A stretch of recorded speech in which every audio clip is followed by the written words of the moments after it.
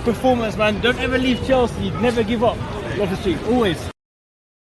Yes, people, welcome to another Chelsea live stream. Chelsea have won 2-1 away from home against Watford. What a performance. Jokes aside, worst performance on the Thomas Tuchel personally. But we managed to get the win. That's the most important thing. We were very unlucky against United and Burnley. Today we were lucky against Watford and we got the win. This is how football works, of course. So I'm joined here with Matt. And listen, Matt, I do want to apologize to you. I was very rude to you today during the game.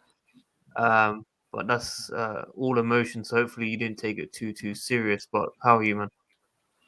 Yeah, I mean, it was a really bad performance. I'd say 85%, 90% of the players were absolute shit. I see people on Twitter comparing this player to this player, but I'm like, guys, come on. Why are you comparing one shit to another shit? It's like having a nice, gooey shit and a really hard shit. They're both shit. So why are you comparing the two? I mean, it's just dreadful. But I mean, I'd say that whole midfield four, really, the midfielders and the wing backs were all not good enough. Front three, because that's not working.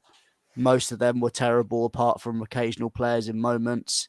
Defense was shaky. Mendy was shaky at times, but at times saved us. It was a really bad performance. And I said in the preview, all you guys, you all picked Sal and Ruben. I said, no, that won't work. You all picked Alonso and Aspie. I said, no, that won't work. So I told you guys, we can't afford to rotate for this game. And luckily, we got away with the result, because otherwise we would have been third tonight.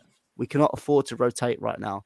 And the problem is, the reason we can't afford to rotate is because we've got injuries. The reason we had them injuries is because a couple of games ago, when I said to rotate, for example, Kante, you guys were like, oh no, Juventus is a big game. We need Kante for Juventus. And then he got injured. And then Kovacic got injured. Jorginho is now in trouble because we haven't been able to rotate him in the games that were not as important.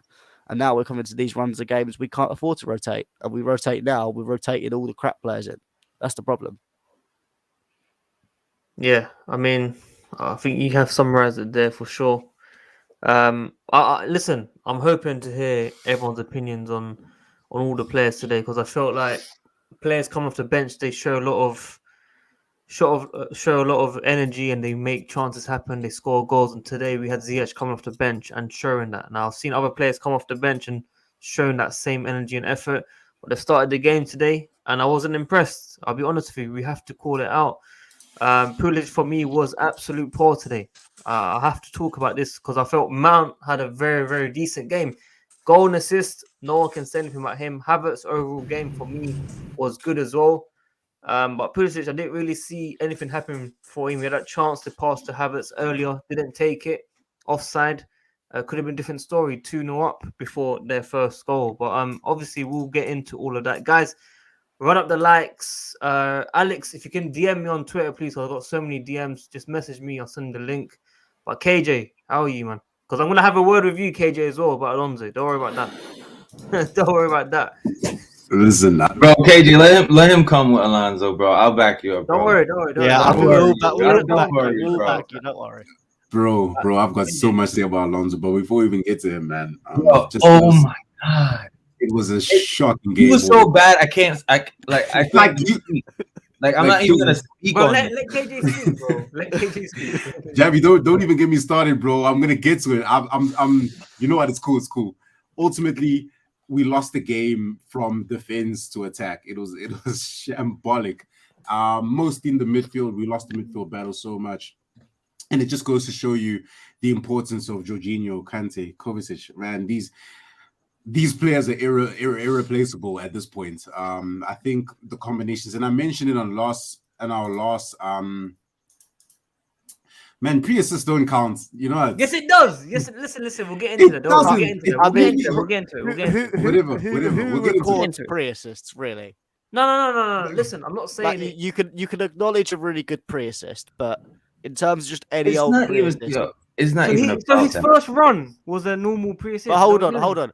Ruben's had a few pre-assists, but we never. I know it's going to sound like I'm being agenda, but there's plenty of players that have had good pre-assists, but we don't mention them. Ziyech has had pre-assists. Why is it always players that we have to defend? Bro, Are the players we bro. go, oh, pre-assist, pre-assist, pre-assist, pre-assist. Guys, listen. No one cares about Alfred. pre-assist. I apologize to Matt, Javi. I'm gonna say my piece in it, and you lot can respond to me because I don't care if I'm by myself tonight. I'm on to every single player today because I'm telling you now, if Cho was on that pitch, Exactly. they Yes. will fucking cook him up, bro. Facts. They will If cook up. Cho had those opening Cho had minutes that that game, Pulisic had, bro, You don't want to fucking rape. Can I know they make were cooking. Can I'm not I even make a playing point? I game, put him in fam. my starting lineup, so No, I'm just saying, if Cho played that game, I'm yeah, telling you now, he would have got ripped. that's a Bro, fact. fact of the matter is we can't play our best football when Alonso's on the field. That's a Okay. fact. Let Down the me left side. let me say my part. Alonso was shit. I'm gonna tell you now, Alonso was shit. But what I've heard from this panel is output, involvement. If you didn't get goal and assist, output. That's You know that's what not I've heard. me, Sadiq. Come on. Hang on. Alonso made a run. Yes, Chilwell makes that run. I agree with you. Chilwell makes that run as well. But Alonso made that run, bro. Before that, we were shit. Alonso makes that run. We get a goal. Alonso involved in the second goal. I don't care how shit he's been. He's been involved in 2 goals. Cool, fine. We'll give him his flowers. Cool. Thank you for your pre-assists. You helped us. You helped a shit team be even less more shit. But the fact of the matter is, over 90 minutes, his contributions weren't good enough. They just weren't. KJ, the whole team was shit. Yeah, that's And true. I can Sadiq. recognize that. Sadiq, that is my point. Why are you comparing 2 shit players together? That's the thing, and I recognize that. That is true, Sadiq. But that's a better team. That's 5-2 on a day. No, it's not. If that's a better team than Watford, we're losing at 5-2. You're saying Javi, let me tell you why it's not. Because when it was 1-0, okay, when it was 1-0 before Loftus-Cheek made that mistake, and if Pulisic It should have been 2-0 to Watford.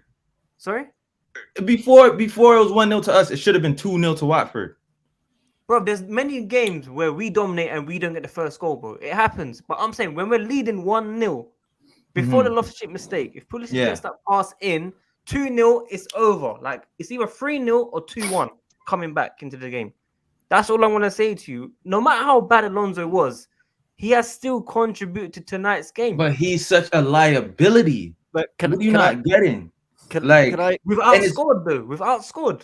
He is like. Hold on, Matt. If there were any clinical strikers, if Watford was a team that made good decisions, all you had to do was drive and attack Alonso. Alonso was even scared to even go because Dennis had him on skates, bro. Literally. Skates. Okay. Hang on. Let me respond to that. Okay. Different team would have destroyed us. Fair enough. When Chilwell was playing and Loftus-Cheek made those 2 mistakes in 2 games and he didn't put away the chances, how can you say, oh, if it was a different team and Alonso would have got ripped in those type of games? Bro, what? Wait, what? Why are you even comparing that to that? Like, how does that have to do anything? Ruben was bad. Like, Ruben was bad. No, I'm not saying I'm not trying to talk about Ruben was that bad on film. I'm saying he's made those problems in 2 different games, but they didn't score. They didn't score from those 2 chances. And Alonso was not playing those games. Chilwell was playing. So now you're saying if Alonso was playing against big teams, we would have got 5 conceded. How does that make sense? No, I'm saying on the basis of facts. To like the last game and today, not even the last game because Man U didn't even come out. If Watford had any attacking threat or any clinicalness, they're Watford and they're there for a reason. It would have easily could have been like 4-2 or 5-2. The whole team was bad. I'm not even just singling out Alonso. My thing is for going forward, we lose so much on that left hand side with Alonso there. Yeah, I agree with liability, bro. He's still done more. He's still done more than others. In defense, he was bad. In defense, do you know how many times he was either shoved off the ball, outpaced, could not track back, could not link up play properly? Two pre-assists. That's all he gets. And then he even missed a pass in the first half where he slows down the game, Sadiq. KJ, let me ask you something. When you win the league, do you look back at results or do you look back at performances?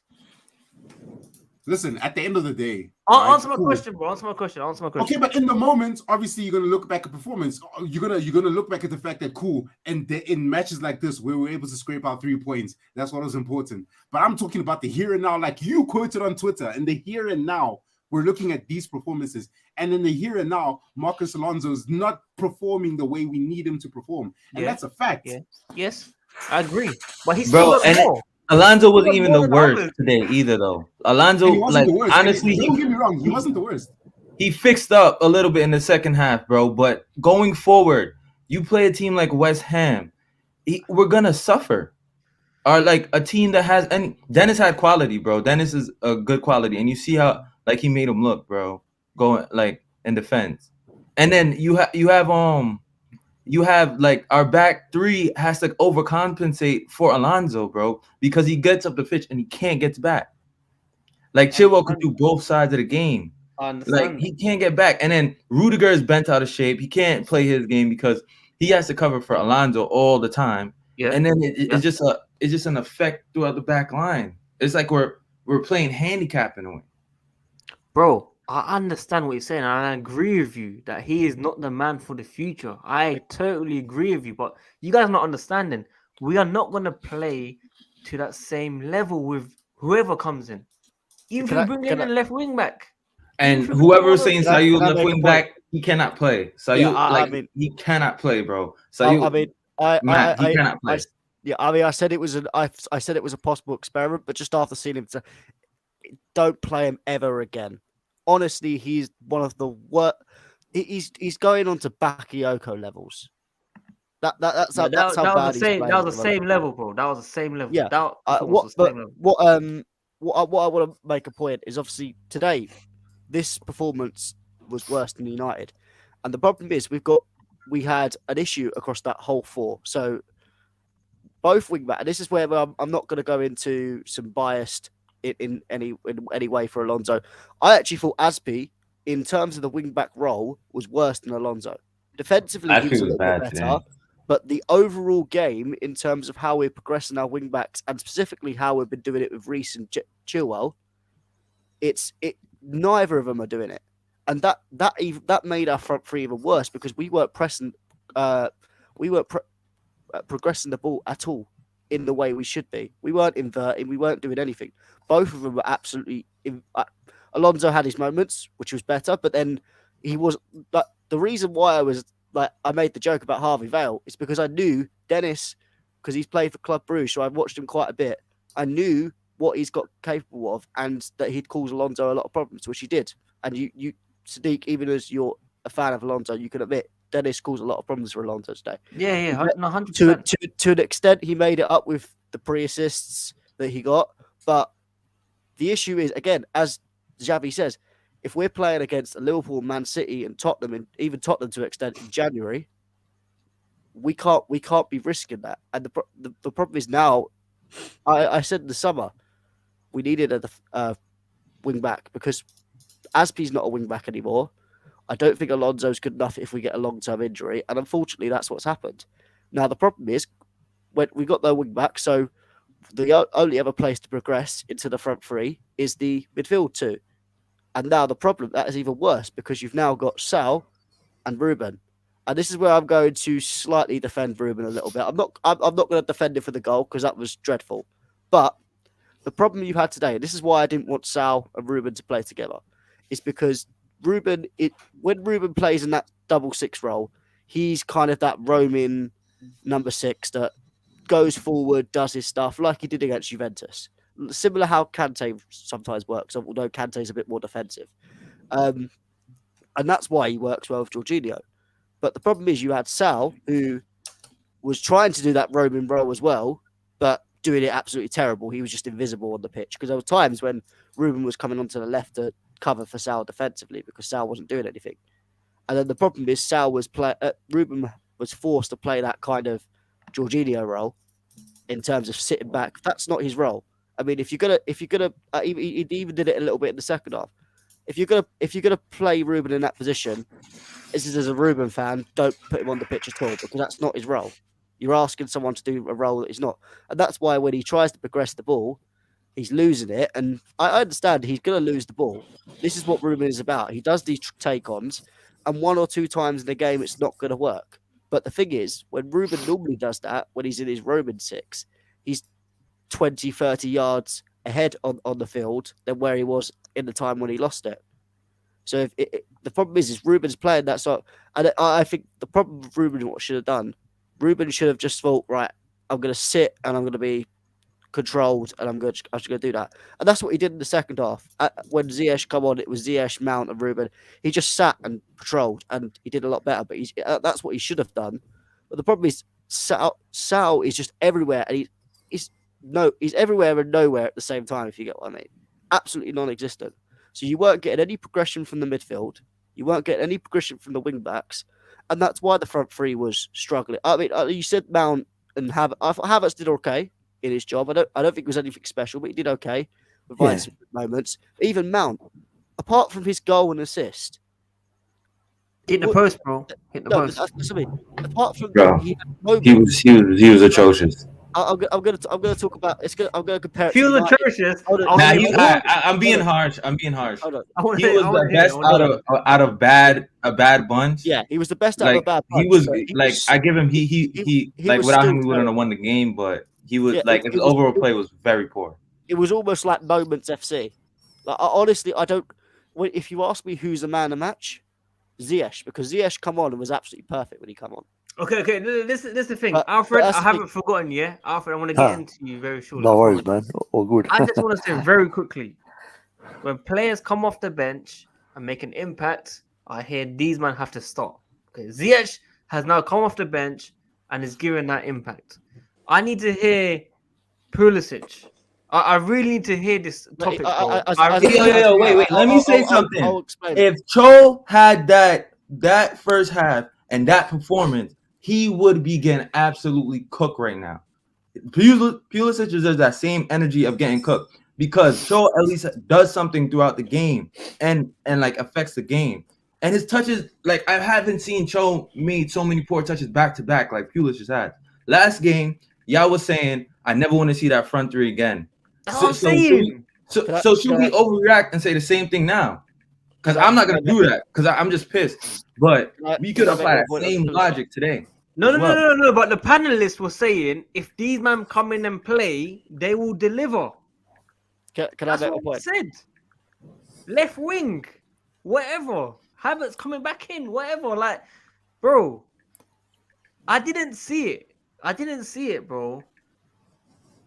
And listen, I had Pulisic there, and Matt, I'm sorry, I have to mention Loftus-Cheek again. I know you've spoken about it already, but he's making that one mistake every game. I know you're gonna say other midfielders do it like Jorginho and they give away the pass and stuff, but the way Loftus-Cheek loses it, kind of like in the halfway line or just ahead, where the wing backs are pushing.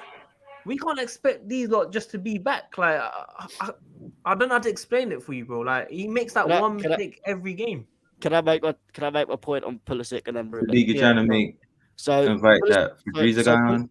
So Pulisic today was dreadful. I was disappointed, let down. Compared to Cho's performances that you've judged in the past, I mean, he's been worse than Cho has been all season. Okay, cool. That was probably cool. That was Pulisic's worst game, and that disappointed me. Honestly, I don't think that's Pulisic.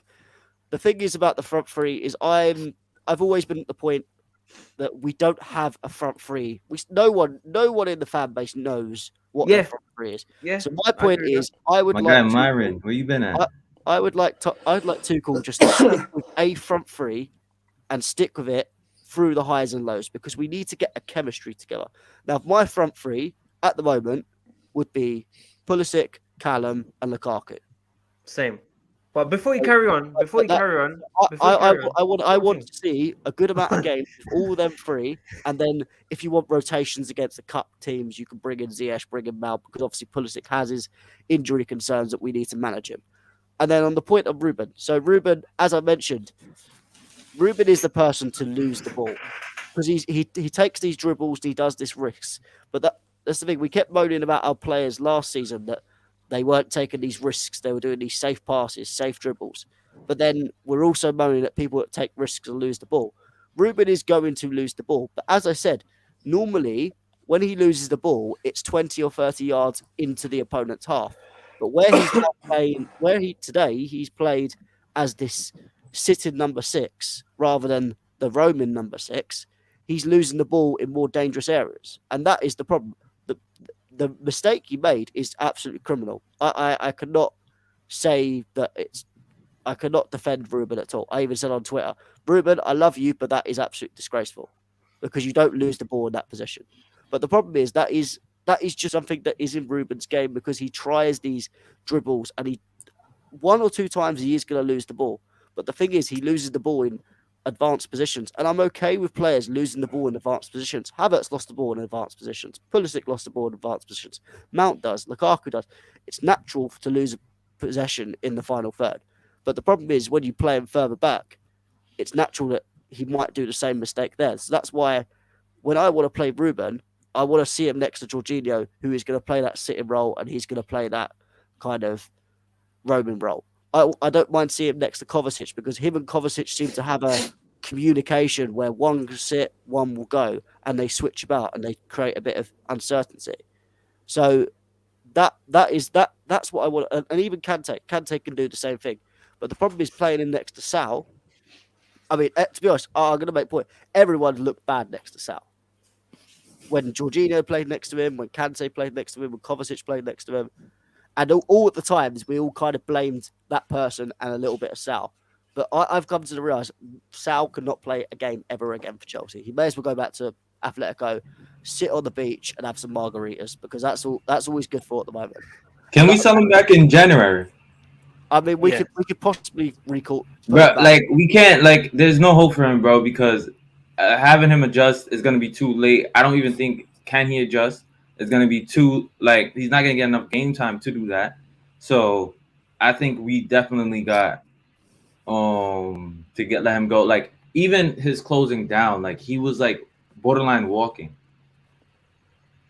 Like he would lose the ball and then like do like a slow jog. You know what I mean?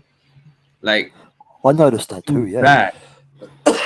Bro, listen, I can't blame Saul for everything. He was the worst for sure. Look, he was the worst for sure, but I feel like we just scapegoat players, man. I don't think we. No, but the scapegoating and then like Sal was just in. As I said, he was invisible, and then because he was invisible, it was causing everyone around him to be pumped. Because when you're in a 2-man midfield, you've got to have both midfielders playing well. Because if you have that one midfielder that's playing bad, the other one's screwed because now he's got to cover the whole pitch. And the two other because Watford were playing 3-man in midfield, so he's got to cover 3 men instead of 2. So it's a problem. It's a problem when you have a midfield that's lagging in the midfield. But go on. Yeah. The problem was too that left hand side. You had both like Sayul and Alonso, 2 players you're gonna have to cover for. I'm not like getting at them horrible game, but like when it's breaking down at that side, so it leaves massive gaps. And like honestly, I'm a big RLC fan, but he has to play with like a more senior player like a Conte or something like that. He needs to move the ball quicker. But Sayul was so. It's like we were playing with 10 men. So it's like RLC has to cover for him, worry about his own stuff. It's not like getting on him. He's just not good enough. And he's going to have to go back because we even say like he can't even do that job at left wing back. Like it was an interesting transfer, and I was intrigued by how it would. Sometimes they work, sometimes they don't. That's like, people expect every transfer to work, but if you're lucky, 6 out of your 10 signings will work the way you want it. So it's just one that hasn't worked. It's a loan move, so we can just send it back, because and just say, well, it's not worked. So that no problems, no harsh feelings. It's just how it is. Yeah, I mean, I've always said we needed a DM because we don't have a DM. We have Jorginho who does that sitting regista role. We have Kante that does the roaming role. Cover and Ruben do their kind of driving from play, but we don't have that DM. And I still think we need that. We're desperate for it. We hoped Sal would be a stopgap, but it's not working. So I think if he can, if we can, the problem is we're going to have to go for a left wing back possibly if Chilwell's injured. So we can't go for more than one side in January. But if Tchouaméni is available in January for the same price he was in the summer, it's one of the moves you got to go and get done. Because we need, especially when you've got Kante struggling with injuries. If one of Cover or Jorginho gets injuries, you're struggling for that depth in that kind of sitting role. I'm not so worried about the progression role because you've got Ruben, Cover, Kante, but you've literally just got Jorginho for that sitting role. Yeah. And it's not going to work. So we need to get a Tchouaméni in. And people keep saying about we should have Gilmore back. I'm sorry, but did anyone watch Newcastle? Okay, let's not talk about Gilmore, please. I don't want to talk about Gilmore on this stream. No, he's not ready. He's not ready. Yo, He's not fellas, ready. going forward though, we either have to have Jorginho or Silva in the side. Like it can't be both of them out. All right, we're gonna have to have Conte and Kovacic both fit at the same time, because like to how we play and the control possession, we need either one of them have to be in. Because if you've seen, as soon as Silva came in, the game calmed down a little bit. Or even Jorginho was a big miss today, man. Definitely. Bro, Matt and Javi are like the new Johnny fam. But guys, listen. I mean, I'm not saying money. Wait. How we saying? Why are they saying that? Oh, because we kind of forgot the panel on the super chats. But let me read out the super chats quickly, man. Myron Phillips, man, big up to you. Sour's Cheeks, Ruben, the only healthy CM, or in second half for sure.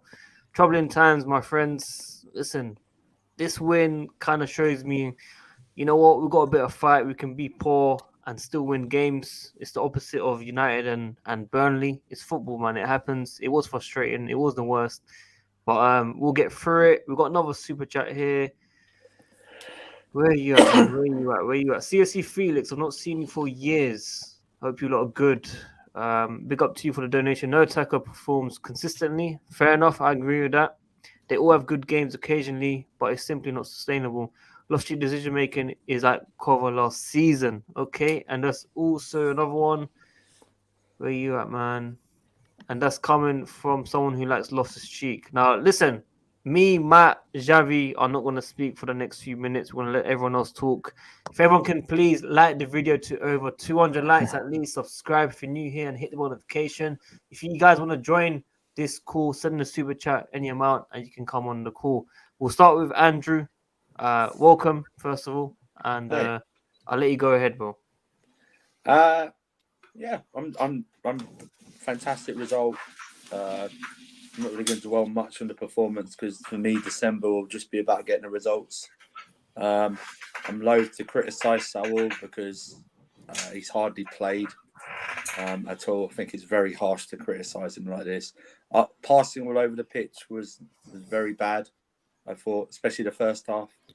But yeah, you can definitely tell why we've got a good squad in number of sides. You can definitely tell when a lot of them are missing how far the levels drop. Like the wing backs, the midfield, up front, certainly all the levels start to drop a bit. But yeah, I'm just pleased. A draw for me would have been worse than possibly even a defeat today because draws can kill you in a title race. I'm just glad we won. The only one who should be really bothered about the performance is Thomas Tuchel. And you could tell on the sideline, even after we scored the second goal, he was just not happy. While the performance is bad, I'm just glad we won. Watford's a difficult place to go to. And, you know, I'm just glad. The one thing that does concern me is the injuries. Obviously, Chalobah picked up one. I thought Mendy had picked up one. Yeah. Ziyech got battered a few times. But it'll be interesting to see, man. And I just want everyone to notice the difference when Jorginho does play and doesn't play. Just in the control in the midfield. He's very, very important to this team. But yeah, fantastic result. We move on to West Ham, man. Tuchel said it. Tuchel said, I'm just reading his comments now. He said we're absolutely not ready for this game. Like if I'm him in that dressing room. Oh, my fault. I'm sorry, man. I'm trying to get Kazilla and sorry. involved. They haven't said anything. I'm sorry, man. I'm sorry. Kazilla, man. What are you saying? Let Alfred go ahead of me. I'm doing something. Alfred, go for it, man. Big up to Kazilla, man. Man, well, I think now obviously you never want to see something like what happened in the crowd happen, and I hope, I'm glad that Supporter is okay now because that's what we heard. We heard that he got stabilized. But I have to say, I think we're a bit lucky that game got suspended because until it did, we were getting destroyed. Like we could have been 2-0 down before that happened already. Whose fault was it, by the way, that we could have been 2-0 down? Whose fault? Yeah, whose fault would have been in Chelsea? Man, Who would you have blamed? Who would you have blamed? Like a defender or... Yeah, who would you have blamed for those goals if Watford scored 2-0? Who would you have blamed? Man, I actually had somebody that I was saying that about while I was watching the game, but I can't actually remember now. Okay, no, but we'll leave it there. But carry on, sorry. No, that's okay. But yeah, I'm very happy with the result, obviously, because the way that Liverpool and Manchester City are picking up wins, yeah, we absolutely need to keep getting as many points as we can until they decide to fucking drop off once in a while, for God's sake, because they're keeping up with us constantly, and it's very annoying. Liverpool at one point were, not doing too hot. They were dropping quite a few points, but they seem to have regained their composure. Yeah, we're very unlucky with all the injuries that we've been getting as well. I'm a little bit worried, but I think that this team does have what it takes to, as we saw today, to get through performances like this and hopefully keep our title challenge going, until the end of the season. Yeah, no, for sure, man. I mean, these wins make a huge difference for sure. We had to come away with a win, otherwise I'd be very, very worried. KJ, do you want to add anything before I go to Kazilla? KJ, Kojo fans? No, I'm here. Anything you want to add about your world-class Marcos Alonso performances? Bro, look, the thing is, I know who Marcos Alonso is, so I don't let him get to me that much. But I think when you have an entire fan base consistently saying the same thing about one player, it's really telling. And that's why he's our backup, third or second choice left wing back for a reason. So I'm not really gonna let that get to me. But then at the end of the day, and I said this in yesterday's stream, this team I don't think is capable of winning us a league. Not just yet. I think we do need to go out and prioritize and get a backup left wing back. We do need to go out and get someone that can play in a DM role at least before we even think about looking at how we can transform our attack. And I'm not going to blame our attack, especially in this game, considering the fact that we did play our second choice left wing and right wing backs. There's nothing they could do, and it just showed. And there was an imbalance in the midfield as well. So, like I said, I'm not going to solely blame the whole game on Marcos Alonso. But then at the end of the day, if you brought in to this Chelsea squad to do a job, you have to do it. There's no ifs or buts about it. No matter what you contribute to the team, you have to do it over 90 minutes. If you do it in two moments, it shouldn't be hyper centralized. Like, thank you, Marcos Alonso, for providing 2 pre-assists, but they're not assists and they're not goals. At the end of the day, as a right wing back, you need to be doing what Tuchel says you should do. And why should it not be highlighted like that? Why should it not be highlighted like that? Bro, because here's the thing though. Let's say he gives us a pre-assist, but is involved in a moment that let's say gets us a goal down, that moment is going to be highlighted more than the pre-assist because it's not a direct assist or a goal, so it's just one of those things in Marcos Alonso's game he needs to watch out for, because clearly at one point in the match you could see Watford were targeting our left side because there's a weakness there. There's a clear weakness, and for a large period of the game they knew, okay, cool, if we attack on the left we might get a chance at a goal, and that's a fact. So we can't really sit here and just say cool because Marcus Alonso did 2 good things in a match. He's blameless. You know, at the end of the day, if he messes up in the squad, the onus is going to be on him. The same way if anyone else messed up in the match. Ruben Loftus-Cheek was piss poor, and the chance that he gave away for us to concede was just dreadful. And that like I'm calling that out right now. That was way worse than anything Marcus Alonso could have done on the pitch today. But then at the end of the day, I'm just analyzing players on what they did in the game. Over 90 minutes. KJ, if you told me at final whistle we've won 2-1 and Alonso has done more mistakes than the 2 pre-assists, but we still won 2-1, how can you not still give the guy credit? I don't understand. I gave him his flowers for what he did. I said it was good. But we still haven't conceded. We still haven't conceded because of him, though. So how can you have such a harsh opinion on him? I can have a harsh opinion because he's not doing what Tuchel says he needs to do. That's a fact. If he can't do what he's... How do you know that? How do you know that?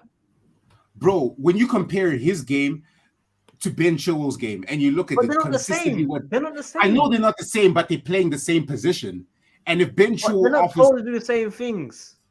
No, but here's the thing. If Ben Chilwell was playing that position and you can see exactly what he's replicating, the exact same game as Reece James on the other side, then surely you should know what Tuchel expects from his wingbacks. If Alonso can't do it over 90 minutes, then surely there's a problem there. It's as simple as that.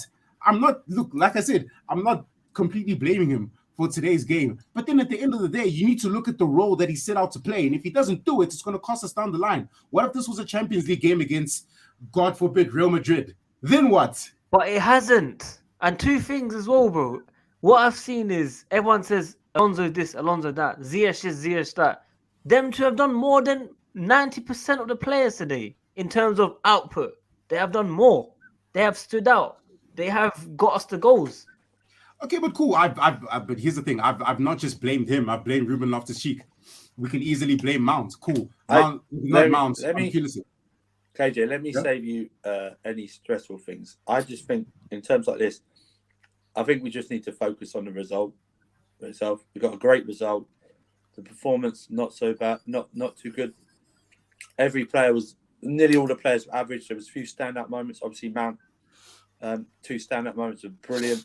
You know, stuff like that. Ziyech, great goal. But I just think we need to move. We need to move on. Andrew, I know what you're saying. I know what you're saying. And I know your opinion on Alonso. And trust me, majority of it is right. He is bad. I agree. Yeah. He is bad, okay? But at the end of the day, he has done more output than the others in this game. And that's a fact. Right. I'm not denying it. What I'm just saying is that's good and we can move on from it. My worry is, I said this before, my worry is not the squad numbers, it's the levels of the squad. When we have so many players out, it has such a detrimental effect on the team. We had both wing backs out. Thiago Silva didn't play, and also the midfield, basically our first 3 choice midfielders who usually play there were out as well. So that worries me, and we picked up a Chalobah injury as well. That worries me. I think if I had advice for people during the month of December and January, there's so many fixtures. If it's a positive result, I would like a win. I would just focus on that because there's so many games and so many competitions this month. I think we've got like 10 games this month, haven't we, or something like that? Yeah, 10 in December. Yeah, and it's like there's going to be so many. You're probably going to, if we come out with no major injuries, like long term, out of this run of games, then I'll be very happy as long as all the performances are wins, of course, you know, or even comeback draws or something like that. But you know, yeah. My final point is, listen, we created so many chances in previous games. I don't expect the players that come in, like Marcos Alonso, Aspi and stuff, to give us the same level, which is why I'm saying you guys shouldn't be too harsh on their overall game, especially when they're not playing week in, week out. That's my only opinion. That's you're right. I think Cho's ball retention is underrated. Sorry? I think Cho's ability to keep the ball is underrated. We'll get to that. Kazilla, man, you can let off now. How's it going, folks? How's everyone doing today? Listen, Thank you. as Andrew said, good result, bogus performance. At the end of the day, it was an eyesore to watch that game, man. I have to be completely honest with you. Like, I'm not gonna front or anything when I say this, but that was one of the worst performances I've seen under this manager. You know, it's up there with the West Brom game. So at the end of the day, we had a lot of key guys out. Jorginho, you saw how the team coped without Jorginho in the midfield, and for me, Saul was terrible, but so was Ruben. I have to be honest now, because what I'm hearing from everyone today is people are talking about Saul and putting all the blame on Saul and Ruben. It wasn't equally as bad, but he had his fair share of woes in the game. Let's be real. We have to talk about this. We can't avoid the topic now. Okay, that being said, Ruben did play better in the second half, but that's when Ziyech came back and helped him on the defensive phase. So that for me is a problem right there, because he needs to be pulling his weight. He can't be a liability in the squad. So midfield was bogus today, completely bad. Even Chalobah, when he came in, he looked a bit shaky, but I don't want to get on too much onto Chalobah. Very young player, you know what I'm saying? He had to do a job for the team, but he got injured, unfortunately. There was no clicking, there was no cohesion. I wanna shout out Mason Mount though, because Mason Mount had a good game for me. He was like one and only bright sparks in the team at the end of the day. Havertz was all right today. He done well.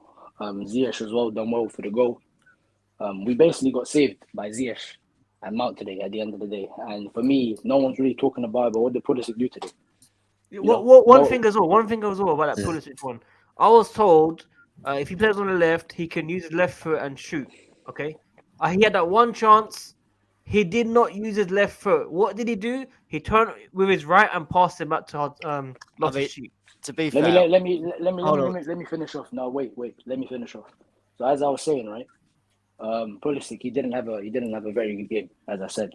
And the thing is, we have to be equal now, because when I hear Callum Hudson-Odoi this, what did Pulisic do? He didn't do anything today. You know what I'm saying? He looked like he was running about. So at the end of the day, for me, maybe he needs to be relegated to the bench. He kept on getting pushed off the ball, looked a bit flimsy. You know what I'm saying?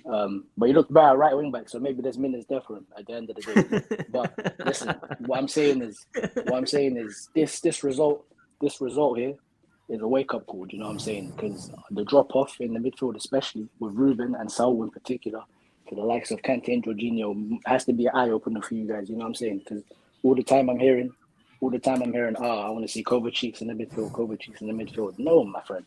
We have Jorginho, we have Jorginho, we have Kovacic, we have Kante in the team. You know what I'm saying? That's 3 world-class players. So, yeah, listen, we move in it, we move. Just one thing, Kazilla. I do want to say one thing. Obviously, Pulisic has just come back. I'm not going to be too harsh on him. The reason why I'm calling it out is because I hear the same stuff for Cho. If that was Cho, we'll be finished. And I just want to say one more thing. Pulisic coming off the bench, making a huge impact. Fantastic. Ziyech come off the bench, made a huge impact. Fantastic. This is why when you don't make these points on players coming off the bench and doing better than Cho, we should be able to use the same logic when he starts the game and doesn't perform. Just make sure it's consistent. That's all I want.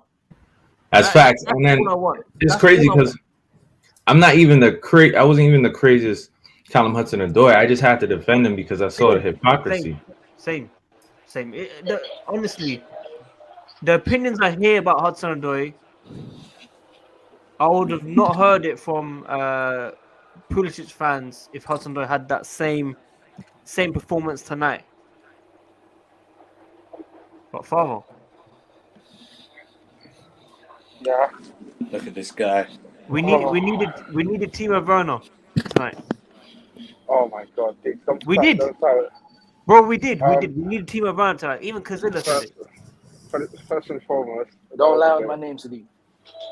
No, I can't lie. I was a bit traumatic after what happened earlier, though. A little bit. Well, what happened? What happened? Don't talk about who was blogging. Don't talk about who was blogging in front of you today, Fatter. Don't talk about that. It's not traumatic. Don't talk about who was blogging in front of you today. Don't talk about that in the crowd.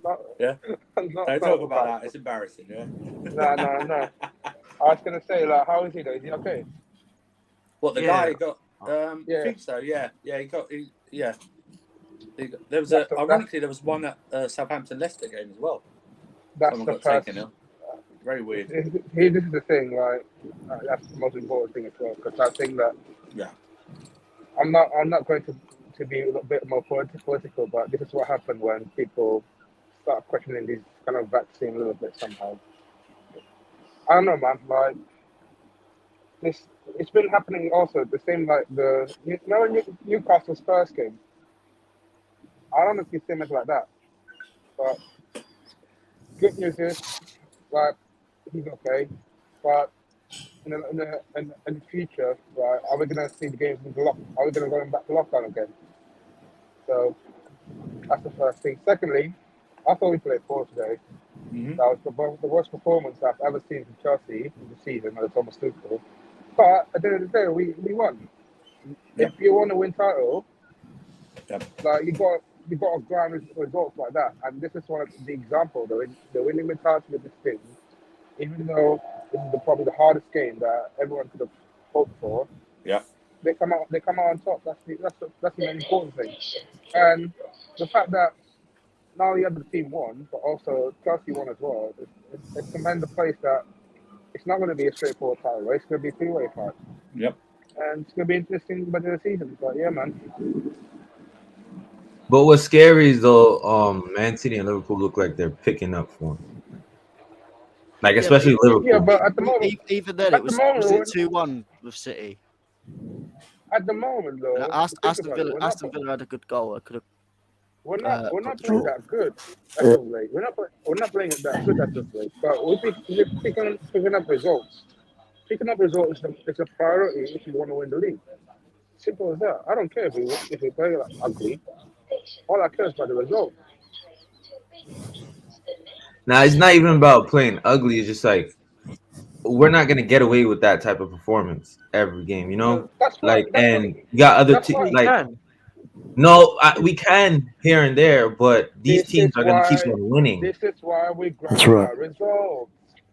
Simple. No, but I mean, this is what you kind of get when you play a rotational squad against a squad that, you know, has been starting consistently and does have that new manager lift. I mean, you're going to get results like this. This is why I'm not completely like angry at the performance, because I mean, it's what's expected.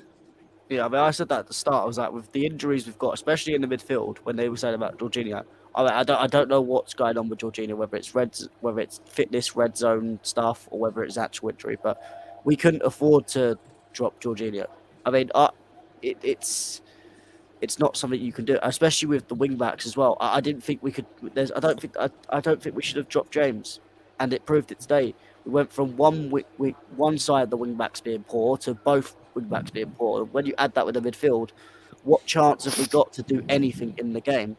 I mean, I just wanted to make a couple of points. I mean, in terms of the whole Pulisic show thing, I think it's better to have jesters on and then we put the questions to him, because it's a bit unfair to. No, I'm not trying to hear. No, I'm not trying to hear someone that's overly biased onto one side talk about this. No, but I think it's better to say it to him when it's here rather than just make. I'm talking to Josh in the comments. We're talking to everyone. It's same with Josh. Josh can come on and make his point on chat on screen. I mean, for me, like, I'd say I like Pulisic, and maybe some people in the comments probably think I hate Cho as well.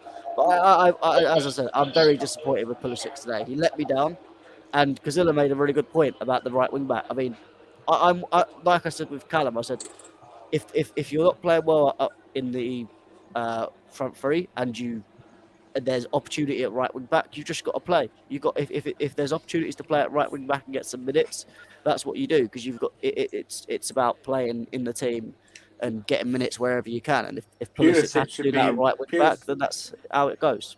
Pulisic should be embarrassed if he's played at right wing back. He should be absolutely embarrassed. Because it might humble him a bit. It might humble him, but he should be embarrassed. No, but He what was annoyed right. me was when he came off the bench and he dominated. Everyone's like, he should start. He started today. He done shit. Ziyech came off, scored a goal. Same logic we're using. That's all I'm saying. That's The all I can thing, say. I think Pulisic should continue to come off the bench until like he gets He's ready. a good run. Like Yeah.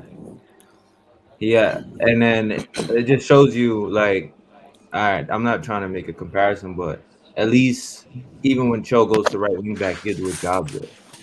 I like I'm not gonna be overreactionary. It was a bad game, but I think he just still needs like to keep proving them off the bench performances. And Cho is consistent, and I think Cho deserves that left wing spot. Trevi, you know what it is as well, yeah.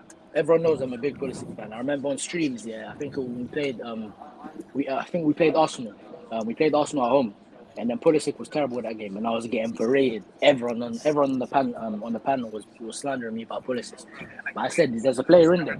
But for me, the one thing I don't understand is putting down Cho to bring up Pulisic. Do you know what I'm saying? It doesn't make any sense, man. And for me, I'm gonna call out Jester right now. He needs to stop with the agenda, bro. Yeah, It's he not has an funny. It's agenda. not I'm funny, sorry. bro. It's dry, bro. I respect Like, you, there's a Jester, lot. but the agenda Yeah, is terrible. bro, Justice is a good guy, but that little agenda there needs to go, man. It's crap. It's bogus. Man, at Like the end of the day. the reason why I was on Pulisic, especially because the last game he said I never want to see that front three start again, and I didn't even think like Cho. All right, he missed that chance, but he wasn't awful that game. Like you know what I mean? Yo, can you hear me? Yeah. All right, listen, Frank. I didn't even know that was you. You know, I thought that was someone else, fam. Oh, cool. On What's DMs. it called? What's it called? Can I speak? Can I have my say? Yeah, go do your thing. Yeah. So what's it called? The one thing I don't get is why are people going after Saul? Because Saul, he's a lone player. He's our fifth choice midfielder. He's gonna go back to Atletico. So I don't get why we're trying to scapegoat him so much. And like, he's hardly played as well. Exactly. Hardly played. He's not. He's only playing because of injury. So we're overacting over a guy who's a squad depth player. Okay, fair enough. He had a bad game. The main issue is the left wing back situation with Alonso because we don't have a backup for him. And I think in January, if we don't get a left wing back, I don't know if we can win the league. And personally, with these attackers, I've said it for a while. Scoring from corners, scoring from penalties, getting these wing backs to score, it's not sustainable. At some point, our front three is going to need to chip in. We're not going to win the league like this. And I also said if we don't get a Jorginho back, we're also going to struggle. Look at the few games we've struggled without Jorginho. Aston Villa, remember the first half, we were getting absolutely obliterated by Villa. Brentford, do you remember when we had off the cheek? Look, and don't use the excuse he had Saul. He had Kovacic with him, and did we not struggle against Brentford? We did.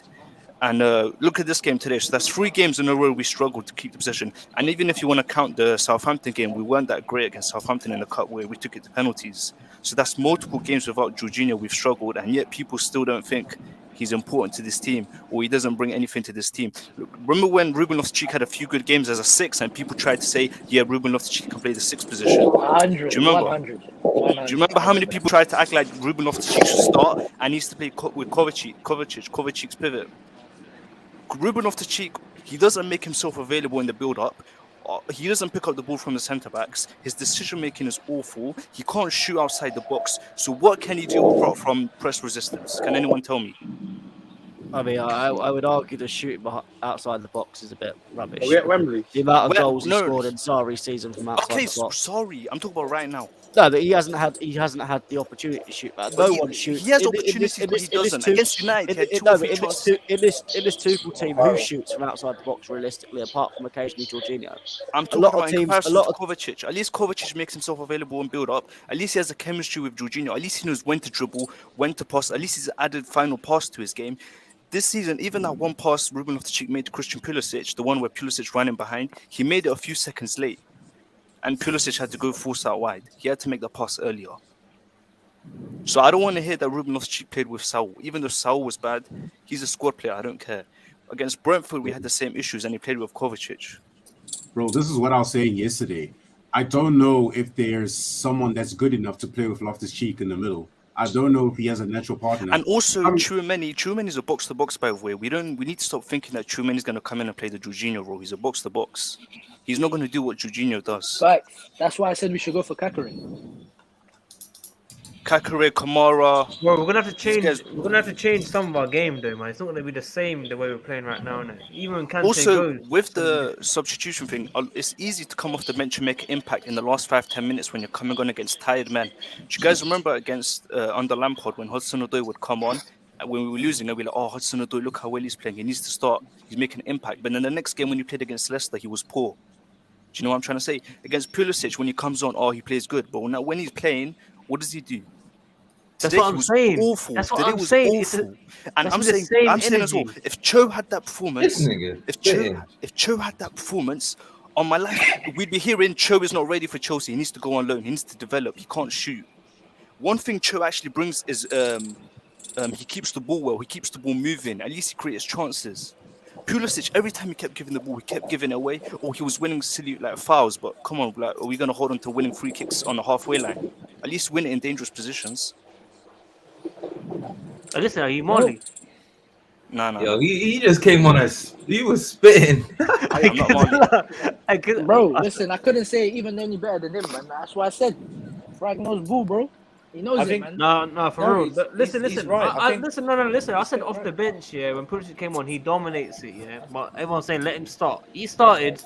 He did fuck all. Straight, he did fuck all. I don't care what anyone Yeah, says. so we need to stop holding on to games like, Pulisic won us Real Madrid last year, blah, blah, blah. We need to talk about what players are doing now. Because Mount this year, I don't think he was amazing. Cool, he made the goal and the assist, but if you talk about his overall game, like even Mount was a bit sloppy. He was getting bypassed in the midfield easily. Yep. His overall game wasn't that great. Yep. So we need to be. We don't have a set front three like Liverpool do. Do you see the goals Liverpool are scoring right now with Jota? No one does that in the front three. So we just got to play. Whoever's on a purple patch, we just got to put them in the front three and hope they do well. And That's what I mean. only positive today was Havertz. I think Havertz had a really good game. You see, that's the I don't know, that's the man. problem. We don't play a set front three, and then we. And the fact that I'm telling Yeah, you no. what Tuchel's done with Werner, the fact that he didn't bring him on today against the Highline Watford, what does that show you? Was he even on the bench, Werner?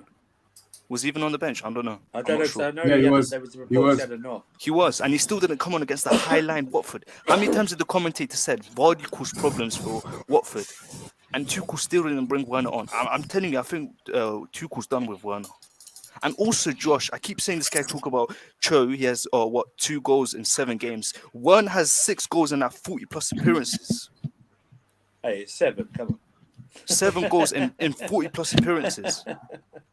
Yeah, you know so, his I mean, ratio's worse. His ratio's yeah, worse. he's got- The tune always changes when it's Havertz or Werner. I heard Like, people say that Cho needs to go on loan because of one miss against Manchester United. He needs to go on loan. He's not ready. He doesn't bring anything. When Werner was missing sitters after sitters against Real Madrid, that Real Madrid game, did anyone come out and say Werner's not ready to play? He needs to go out on loan or anything. He needs to sell him. I didn't hear anyone on the stream say that. but that's what They me were and backing Kazilla Werner are to talking death. about, But though. listen- Like that's what we're talking about of saying of bigging one up 25-year-old. and putting one down.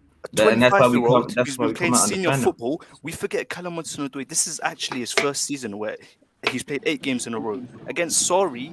You don't expect him, 18-year-old in his first season, to start ahead of Hazard, Willian, and Petro. Let's be real. Yeah. So this myth that Hudson-Odoi was not rated by 3 managers, I'll put it to bed right now. Under Sorry, it was his first season. He was 18 years old. You do not expect him to start over Hazard, Willian, and Pedro. As bad as Willian and Pedro were, you don't expect him to start. And Sorry himself said, not everyone's Mbappe. They're not going to be starting week in, week for their clubs. Under Lampard's a crap manager. So whatever happened under Lampard, why is it irrelevant? Kante looked like a bum. People comparing him to Fred, and people were willing to sell Kante. They want him Lampard. sold. They want him Exactly. sold. So why should But- we? Why? Bro, let me- Why should? Yo, leave Let my me guy just say this, Myers, though, man. The thing is, one of the biggest problems I have with his fan base. For me, I like to see myself as an objective guy, right? Yeah. I'll give players praise. I'll give players praise when they deserve it, and I'll slay players when they deserve to be Spot slandered. But my problem with the fan base is, you can have a favorite player, but don't be deluded towards that favorite player. That's where all the commotion and all the BS comes in.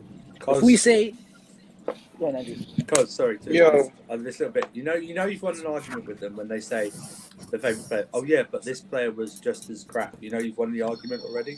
But go on. 100%. 100%. Sounds familiar. And that's one of the problems I have. Because me, bro, I'll tell you the one thing I want to see is the team win. I'll have a soft spot for certain players, But that doesn't But override first. what I want. That's what I want. I want the team to win first, bro. You That's what see I'm Neo saying. in the chat. Neo in the chat saying a 25-year-old was multiple golden boots. In what league? In the Bundesliga. This is the problem with our board. We sign players that do not fit our system. They're not good. They're not suited for the Premier League. We just sign output players like Werner and Ziyech. They'll put in the numbers in a different league. We fought a player like Werner who has no technical ability, no first touch. He can't dribble. He relies on his pace to come in and play against deep blocks, and we thought it was going to work out. And then Lampard was playing him as a touchline players are winger, never, I'm sorry, touchline Father. winger, or a lone They're nine. never bought, Frank. They're never Father, bought I'm for sorry. the system. I'm They're sorry, never bro. bought for the system or anything. No, They're just I was going bought. to say, I They're had just to bought. cut. 'cause And this is I got- Lampard. These are the Lampard's bro. Havertz, I like him, but bro, Yo, we Dix. can't Dix. we can't give Havertz let him play bad till the second half of the season. What's this excuse? Yeah, that's okay then, though, Frank. Just pay him half his wages then. He's not going to turn up the second half of the season. You know what I mean? Wembley. What's he doing in the first half? Werner's going soon, you lot, man. Yo, Yeah. Wembley, yo. Let me at Wembley. I'll send you my payment details soon, Pato, yeah? I can't hear you. Yeah, funny that, yeah. Hey, Andrew, some the chick up front, yeah, vlogging, innit? Oh, you. Who's You vlogging? Who's abso- vlogging?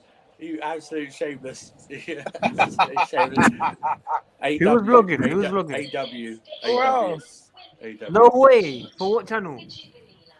Huh? She's got a YouTube one now. She's got a Whose YouTube channel? now.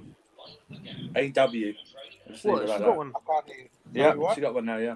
Now, do you know what it is as well? Listen, I'm gonna address this one. I don't even address comments like that. But this guy is cheating, right? And CFC, my friend. Listen, I need to understand what game of football you're watching if you're trying to tell me Timo Werner is a good player. You cannot justify one single player we bought for 45 or 50 million missing 26 big chances. You cannot justify it with 7 making league runs. goals. 7 league You understand? Seven. That's what I'm 3 saying. league These goals. guys- 3 league goals in 2021. Just deep that. No, I no, think I'm- even And guess Morata who was they're better. against? West Ham, Southampton, and Newcastle. Are they good teams? We always talk about how Cho never does in the big teams. What big teams has Werner scored against? No, but even the Madrid. goals, bro. You Madrid, don't even have, you open don't, goal. bro. You don't even have to have stats to understand why this guy's not good at even linking No, up the just play. watch him. Just watch him. You just He watch doesn't him. have a So I first think touch. Every time you pass the ball to him, it bounces up. It bounces up. I don't think Exactly. that we know Werner's not destined to be here for long. Not even People like talk about assists. You know when a player like Werner has your most assists, that's how you know creativity is a problem in the team. And 7 of those assists were penalties, I think. And when's the last time you won a penalty? Does anyone remember? Well, yeah, that's gonna weigh down, isn't it? That's gonna Does weigh anyone down. remember? Werner's a dead topic right now, man. I feel like we know Yeah. he's on He his knows, way. bro. Like it's He's over. good. Like but bro, it pisses me off because Sadiq knows this, man. I come on streams and I'm backing my case against this Werner guy every time, whether it's Jester, no, you're whether it's right. Ladamus, whether it's who else. But then Cho gets blamed for some dumb shit in the game. And we got players like this on the bench, bro. Yep. It cheeses me off, man. No, you're No, absolutely it's true, correct, it's true. boss. Listen, I Absolutely correct. just want to equal, man. I want Same to put same this into levels for Chelsea to do everyone. well, man. I want Some them to do people well. need to understand there's more to football than GA. But Same yeah. levels. Even on the back of that though, like even if Hudson-Odoi doesn't have a goal and assist, his overall gameplay throughout the match Against is Leicester, good. he was excellent. The way he was moving the ball, the way he was keeping the ball. But all people want to talk about is that one bad chance where he had an open goal to score in. But when it's an open goal for Werner, we never hear this energy. Well, we saw it Sunday. There was Yo, Dix. my last point on this was it Sunday Yo. when they were saying Cho should have passed to Werner. Bro, he should have not passed it. Exactly. Werner, Exactly. bro. That's He was. I bullshit. watched it back. He was running away. If he Yeah. passed it back, there's a chance that shot could get blocked or something like that. Yeah, but we know there's an agenda when it's like that. No doubt he should have finished. Absolutely, I do back to say he should have finished, but there's no way he should have passed that to Werner. Absolutely. Can we talk about the minnows in the crowd though? Yeah, I heard people were fighting. Yeah, what happened? Did you see the fight? Yeah, apparently someone old guy, some old school buggers just say like let him die. Oh, Are you serious? What a piece of shit, man. And dickhead. I hope he gets banned for life. and apparently on my left hand side, somebody start trying to ask to take it. I don't want to say it. Leave it then. Okay, yeah, we'll leave it there. We'll leave it there. But listen, guys. Listen. One thing happened in this game. One thing happened in Leicester's game as well. Yeah, Southampton Leicester game. It happened there. I'm not gonna say anything in it. I'm not gonna. No. I'm not gonna. I'm not gonna One say thing we know anything. for sure. Mrs. My God, man. I called it out, Yeah. and everyone was hating on me. Oh. Don't say anything on YouTube, yeah. man. Just don't Big say up anything. people. Big up Bye-bye. people. Okay, Father, you going now, yeah? Yeah, I'm going to Baker Street. Goodbye, my friend. Goodbye, my friend. Please hang What up. time you please. getting? What time you be at home? What time you be home? 5. Bloody hell. Serious? You know, there's no double NBA stream tonight. You know that, right? It's just one.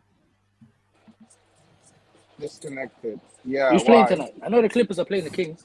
No. You guys doing that? But nah. We're watching Hawks and Hornets. Yeah, wow. that. We don't Not watch that. watching. Not watching the chicken. Yeah, Clippers. yeah. No, Big no, up not people. watching Like and subscribe, and also Say, safe people. that. Please. Safe journey, mate. Myron Phillips, man. Myron Phillips. Good to see you, man. Talk to me, Sadiq. How you doing, man? I'm good, man. How are you? You know, life goes on. One day follows another. The linear progression continues. But hey, I just wanted to say a few things about the Pulisic and Cho thing, and just share 2 cents. And that is just to say, I think there's a lot of unwarranted negativity directed at both of them. I haven't been watching a lot of streams recently, but I remember how it was in the summer. Everybody wanted to slander Cho. Everybody wanted to big up Pulisic, depending on the most recent performance. And I think what we have to say is just we're gonna kind of, in a way, you would support a family member, no matter what somebody said about them. I think you just have to back the team, even from people who are talking about them negatively within. So that just means when someone starts, it can be fun and entertaining too, for sure. When someone wants to go on a rant and stuff. But I would say the worst aspect of this place in YouTube generally, and nothing about your content in particular. I like the streams. I follow and I watch it a lot. But the thing that is most toxic about our community, I'm gonna shoot. is take it easy, man. Is the way that we slander individual players and then one another in that context within liking the same team. It's we're not tribal enough in the football world where we're, it's us against every other footballing community. No, we got to make individual coalitions within that, and then foster our honestly, some people, I don't know if they just need to get a job, but they got to get off Twitter and just go outside, breathe some fresh air, because this negativity, man, it'll just infect your life. And ultimately, we have a beautiful opportunity. One of the nothing in history like this has ever happened before, where all these people from across the world could come together around a team that they love. And we got that opportunity, and we're making a negative thing out of it. And we should stop doing that. We should make more of a positive thing out of it. 100%, Myron, as well. That's all I gotta say about it. I wanted to add to this as well. And Matt, I respect you, but you guys on the podcast, you guys take liberties on Tro, and I listen to it. I listen to the podcast. You guys call him Orange Slicer and all of this and all of that, and make jokes with the other 2 guys on there. Listen, I'm telling you guys now, it's not really fun to listen to. I have to be raw. 100%. One thing I'm gonna say is, if you have an agenda, the thing is, you can criticize, but you can also praise when they do well. That's the difference. So, for example, if Cho doesn't play well, you can criticize him. But if he scores, then don't bring up stuff like, but how many dribbles did he have? How many crosses did he make? Because then you're just flip-flopping, you're moving the goalposts. I like Pulisic highly. I'm not going to start making excuses for him. I'm going to say he was crap today. He was absolutely crap. And, for example, I like Cho as well. But I'm going to admit he should have scored against United. I'm going to be objective. I'm not going to move goalposts. But there's one thing to just isolate a moment, but not criticize the whole game, because it's just because of that one moment, people are saying he was crap that game. You know what I mean? Yeah. It's okay to criticize a specific individual play where you should have done better, but then they just carry it on and drag it. Talking about, all right, I know we're Chelsea and we should have Salah, Mane level type of wingers, but saying that Cho is not Chelsea level yet, when you have other guys underperforming massively is like, come on. That's Exactly, a big. bro. One thing we And need to I, remember: both Pulisic and Cho are underdeveloped, like / raw, in my opinion, because Cho, even he came out from injury. Okay, people want to still say, "Oh, it's an excuse," but he hasn't actually played in this position. He's been playing at right wing back, and Pulisic, he's also underdeveloped because he rarely plays because of injuries. So the main problems are the people like Werner and Ziyech who are 25 and 28. They shouldn't have any excuses whatsoever.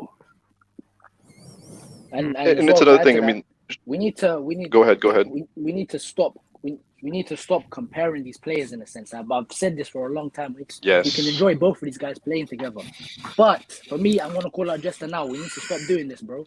It's unprofessional. And I don't agree with it, man. You need to stop calling out you need to stop calling out Cho, because there's going to be other people on the other side that will go harder for Cho and back Cho. You have to realize this, Yes. and that's why I think Sadiq's doing this as well, because you're being biased towards Cho as a player. Sadiq's going to call you out as the host of this channel and say Cho didn't do that, Cho didn't do that, Cho didn't do Yep. that. So listen, if you're going to criticize Joe, be objective and give him his praise when he does something well. But and on the other side, do the same thing for Pulisic. That's the exact reason. Like, I was never like, oh, yo, Cho was generated. I never was that guy to be that. But, like, I repeat, I just saw the hypocrisy and I have to defend it. I can't watch somebody get away with murder and then you criticize Cho for, like, little stuff that he does. And if the opposite side, if the other person was doing the same thing Cho was doing, you would just let him, like, live. Like, you feel me? So, Yeah, well, the hypocrisy is out there, but like I think what if you see the hypocrisy and then you think, okay, in turn now I will be a hypocrite, and that's how I'll fight hypocrisy. I think that's when you get it all twisted, and you're just like, okay, someone's slandering Pulisic, okay, that means I'm gonna go slander Cho. Like that is the wrong mentality to be in, just generally, but like also it's on us because we're the ones who choose to engage with those people. I was just in the comments, and it's like, you got people just needling you just to get a reaction, but then there's also like serious like miscommunications that come out of that when both of you are wanting the exact same thing, which is Chelsea Football Club to win matches and to look good while we do it. And if that means Pulisic's got to play right wing back, bro, better humble himself, get into position and start playing the best right wing back that we've ever seen. He better start challenging Reece James for that position. Put your head down. That's the kind of attitude I want to see. Yeah, like, for instance, on Twitter, I wasn't even a Hudson-Odoi fan like that, man. Only recently I've been backing it. I can't even lie. All I'm saying is that's facts. Me because too. people speak on streams and a lot of people watch them, so you have to be fair and unbiased. Like we can't keep having these scapegoats. Like I don't rate Ziyech, and Xavi knows that I don't rate Ziyech highly, but the fact that I'm hearing people say he's been rubbish the last few games is absolute crap. Against Leicester he was good. Against Juventus he was good. Against United he was the only one actually like starting attacks, and today he did well as well. So I'm saying he should start the next game because he deserves to. I'm not going to have an agenda and say, oh, just because I don't rate him, I don't want him playing. If a player's playing well, I want them to carry on playing well to prove me wrong. I'm not going to be like, oh, no, but Ziyech, he gave the ball away 19 times. Bro, like, just admit he played well and move on. Why are we bringing up these? Like, yeah, I mean, it's everybody can bring up stats. You can lie with statistics all day long, but we all watch the same thing. We all see what's happening. The thing I love about Ziyech is just the effort level beyond the outcome, which does happen. But like his tracking today he put everything on the field. Ziyech it was just always works hard. I pure don't get this effort. attitude problem. Yeah. Like it's just probably his body language, but Ziyech actually presses. You forget he came from Ajax playing under Ten Hag. It's not like they play counter-attacking football, do they? No, and he's competing. He's keeping Mason Mount out of the team. That's what I'm trying to say. With his not only with his touch and his offensive creativity, but also with his effort, and so that has to be respected.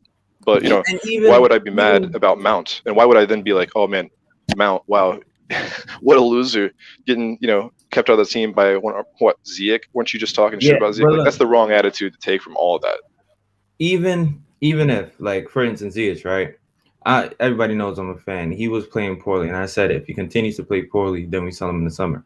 But I'm also the same guy who was like, okay, Ziyech came in a great form against preseason, had that shoulder injury, and then had to come back. And I know, I sympathize because I know how difficult a shoulder injury is to your movement.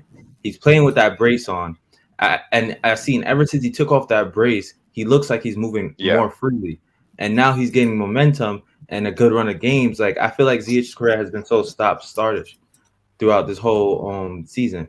So has I think this is what you're talking about, man, with the hypocrisy. Like, we got to keep the same standards for every player. Like, I understand he's 28, The thing, and that's the same with 25. Alonso, though. Yo, that's the same with Alonso. You What look, you let me mean? say Alright, this. Let me say this. alright.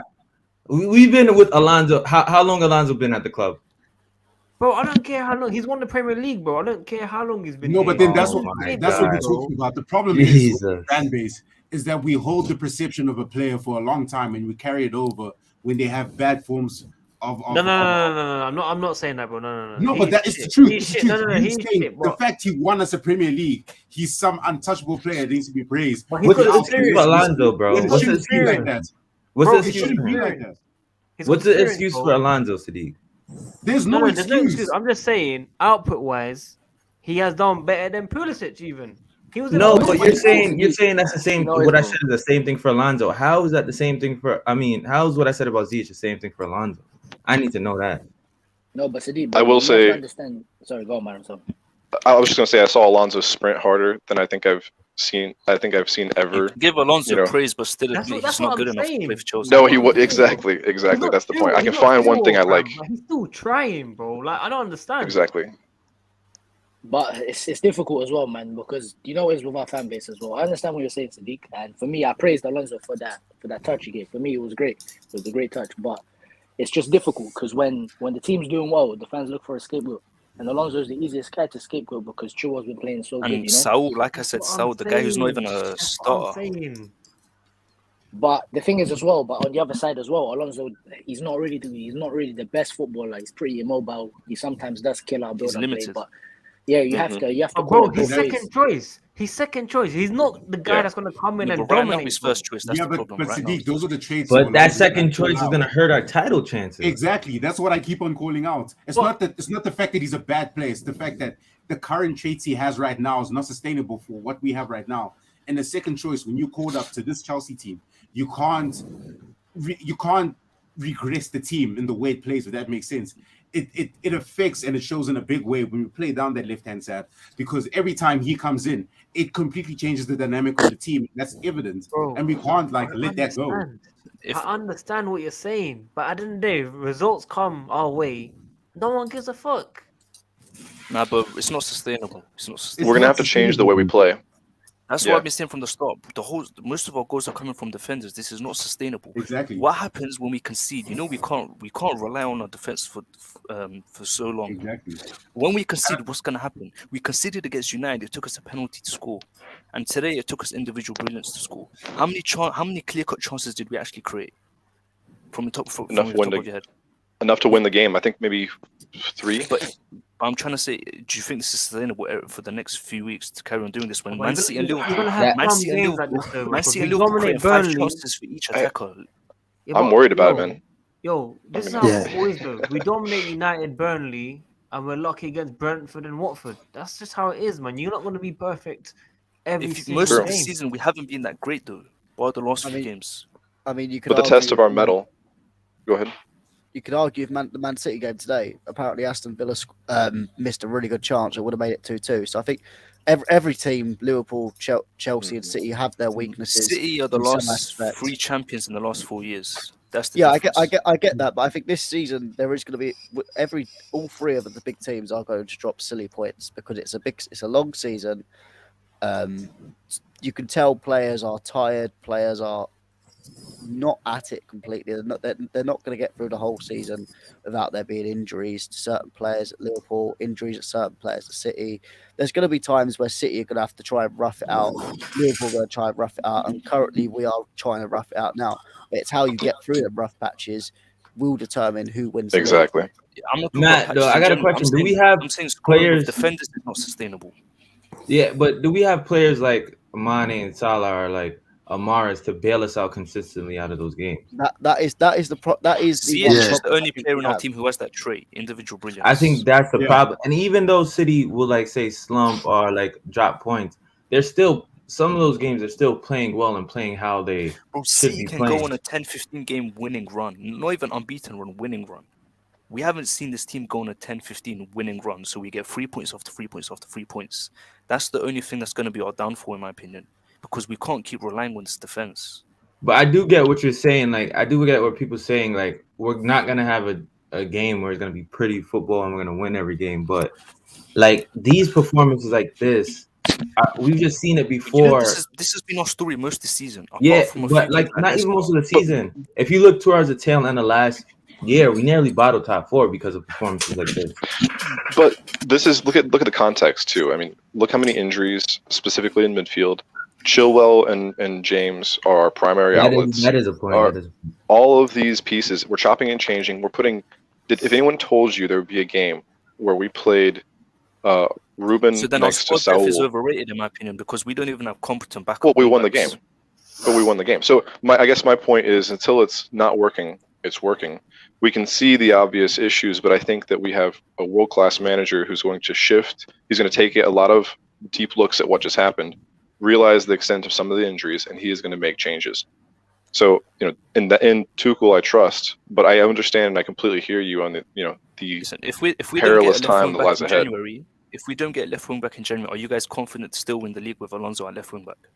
Oh no, in January. No. We gotta go for a wing back. No, we need the left wing back that will actually compete with Chua for that place. Exactly. And it was a big thing that Sarr was out too, because Dennis was the only one on that right when that was really causing us problem. But Bro, you could Sarr on the other side will cause causing more problems than our front three does. Yeah, well, listen, you lot, whoever comes in January, you're gonna have the same issue, and they're gonna take time to adapt and stuff. No one's gonna come in and do bits. If you bring a good footballer, they will fit in, they'll slot in, man. It's not a problem. Yeah, but I don't want to bring it back to Lampard again. But this is the problem I had with him. Look at the players he brought in. He brought in Werner. People are telling me that Werner was a Lampard signing, but the guy played him out of position for nearly 1.5 seasons. Lampard only signed Chilwell, but others are all bored. Yeah, that's what I'm saying. So apparently Lampard would FaceTime Werner to get him to come or something. Apparently. Yeah, but of course he would. No, when he was sacked, it was said that only 1 out of 6 was Lampard signed. The other 5 on the board. But the board, it's our board's fault. We're signing have these a list crap of players with no players, technical ability. Yeah, the board have a list of players that they get, and then it's up to the manager whether they will accept them or not. I think Lampard knows he had to kind of accept the players. I think he probably liked Werner, but it wasn't his choice. True. Yeah, exactly. Even if we got Lampard still have these problems. Yeah, there's multiple problems within the squad. Bro, Matt, on the podcast, I heard you guys say that, if we had Haaland, we'd be doing better right now. What would Haaland be doing better? What does that mean? What No, I agree with that. No, I agree with that. He'll do more than Lukaku, bro. Based on what, though, Sadiq? Based on what? He would actually adapt to our game, because right now Lukaku needs kind of like that second striker, bro. He needs like that Martinez or someone right behind him to get the best out of him. When Lukaku comes back into this team, you're not going to see fluidity between the top 3 anymore. You're not going to see as many chances when he comes back into this team. You don't do realize that. When will Haaland? Yeah, but we got to evolve. Based on what? Based on what? What do you mean based on what? Out and out line. What do you mean? You're telling me because him, we're not gonna create chances, or because we don't have. It's gonna be limited. It's gonna be limited. We're not gonna create. Why would it be limited? Hold up and link up play. Haaland does none of that. He's just an out and out 9. Why would it be limited? Why would it be limited? What with Lukaku? Yeah. Because he doesn't play to how we want to play, bro. Like he's always isolated. He doesn't get the service. All right, cool. Like you're judging that on the games that he's played, and he's bailed us out in a lot of those games. But he has not played since we switched the system. I understand we don't have Chilwell, but we still have James coming in. Bro, before he got injured, but then we weren't playing the same. We weren't playing the same way. We weren't playing that same way when he was in the side. And Alonso and Messi at wing backs back then, yeah. Like you can't say that. We have to give him at least. And the thing about Lukaku, like he hasn't learned to play with us. Like I think at the beginning of the season he was still bringing that like type of type performance to the team. Lukaku's been good. Yeah, we don't create enough chances. We don't have creativity in our team. Yeah, but we don't play. Our most creative player was playing right wing back for us. We don't play a system that suits a focal pointed attack. Our wing backs don't allow it anymore. We don't play a focal pointed attacking system anymore. Essentially, Right, so what we have to understand is the thing is with Lukaku and Haaland, if you're buying a player with that type of money, essentially you have to suit your system to cater to their needs. They have to be the focal point of that system. When Conte Exactly. came out and said Tuchel's not using Lukaku in the right way, if you saw how many assists that Lukaku got for or any other, he got 10 assists in the league, you know. So he was the creative force as well in that team. So with Haaland, to say that Haaland is going to do a better job than Lukaku in this team, it's just a casual take. Well, look at who's creating for Holland. He had Sancho, he had Munya, he had Gio, he got these guys creating for him. Thorgan Hazard. What makes you think? Yeah, Thorgan Hazard. Who do you think is going to come and create when Cho was playing right wing back? Who's going to create? Havertz is not German tax. Don't take it too serious. Yeah, Ziyech was hurt. All right, Sadiq. Like, if you look at even the way our front three were playing, like, look at Ziyech. Like, he doesn't. Like, now that we've made some tactical tweaks, he comes in the middle more nowadays to support and be around. Like, he would be support and be around Lukaku. Before, when we were playing, our wing backs were staying too wide and clogging up that space for our right wing back to overlap and get those crosses in. We have to give this guy time. And, Look, and it's not like he's time in the box. Hold on, it's not like time is going back and he's not. He's not like really scoring or doing some type of play to affect the game. Like, it's not like he's just a passenger either. He affected this game when he came in. I think you're not going to be disappointed when Lukaku comes back in the team. That's what I'm saying. You have to understand what league this guy plays in as well. You have to understand the league that he plays in as well, because we all know about the Bundesliga. It's a bit of a fugazi league. You don't see any variation in the teams. Every team plays a high line. You don't see any mid blocks. You don't see any low blocks in the league. So Haaland does have it easy in that league as well. Look at Werner's goals. They were all on the counter. They were literally all on the counter or in open space. When does he ever have that space in the Premier League? And with his technical ability, he's 10 times worse. Yeah, I mean, on in terms of on the pod, I know Marv. He's not exactly the biggest Lukaku fan. I think he was the one that mainly says about Haaland would come in and do a block bit. I actually don't think Haaland would do that great in terms of the exact reasons you said. I don't really trust Bundesliga as a league to bring players in general, because I think we've seen a lot of players that take time to get used to the league. Even players like Gundogan, who took time to get used to the league before they start playing well. And just the fact you look at the types of goals he scores, it's not the type of goals that we ever get space because everyone plays low blocks. So I've always said that Lukaku would be a good sign-in.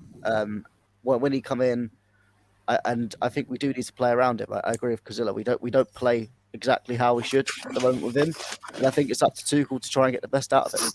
I mean, you look at right now, people said, "Oh, look, we shouldn't bring back Lukaku because he hasn't done well in this system." But I mean, when Havertz plays false nine, when Werner's played, when Pulisic played false nine at times, they've all suffered in the same way. They haven't really got service. They haven't looked as good as other players. I just don't think at the moment we're getting the best out of that number 9, whoever plays there at the moment.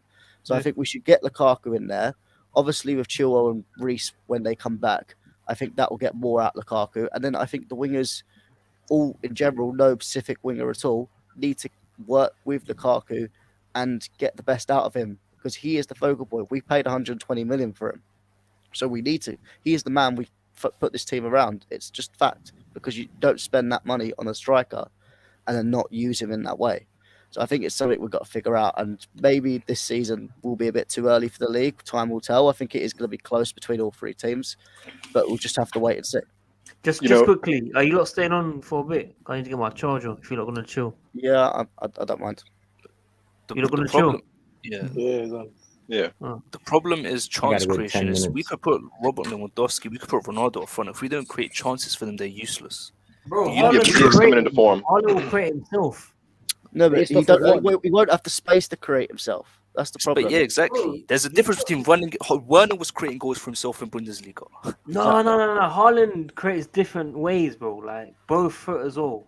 Werner can't. But it's still with space. No. You look at City. Look at City. How many times did they put balls into the box and they got people attacking the back post or the front post? How many times did they put create good chances? Look at Liverpool. How many chances they create? Like today, no one told me a few clear-cut chances we created today. We struggled. Yeah, we didn't create much at all. The only two chances we created, we both scored. We had three. It reminded me of 3 chances. Moments FC. We had moments and we won the game, and that's all right when you do it every now and then. But we do it a bit too much, and then even when we do create, we're creating to the wrong people at the wrong time, and they're not finishing the chances anyway. So I think Yeah. we've got a problem with the attack in general. And I Yeah. do think that this back three is. I've always said for me, it's something that we're using for now because we have different people who are suited to different systems. But I do think the best that gets out of our attack will be something like a four at the back formation. What makes you say that? If we put Werner in a back four, do you think he's going to improve his finishing? No, that wouldn't include Werner. I mean, for me, we've got to have a mixture of changes in terms of the attacking line because I think there's too many attackers that have too many different faults.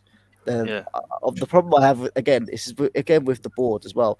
There's too many players that are specific system players. They're specifically here to do one thing, but then they have faults in another, and it's very. In my opinion, but that's all players, isn't it? There's no style. I mean, that's no, but you get players that are just generally not.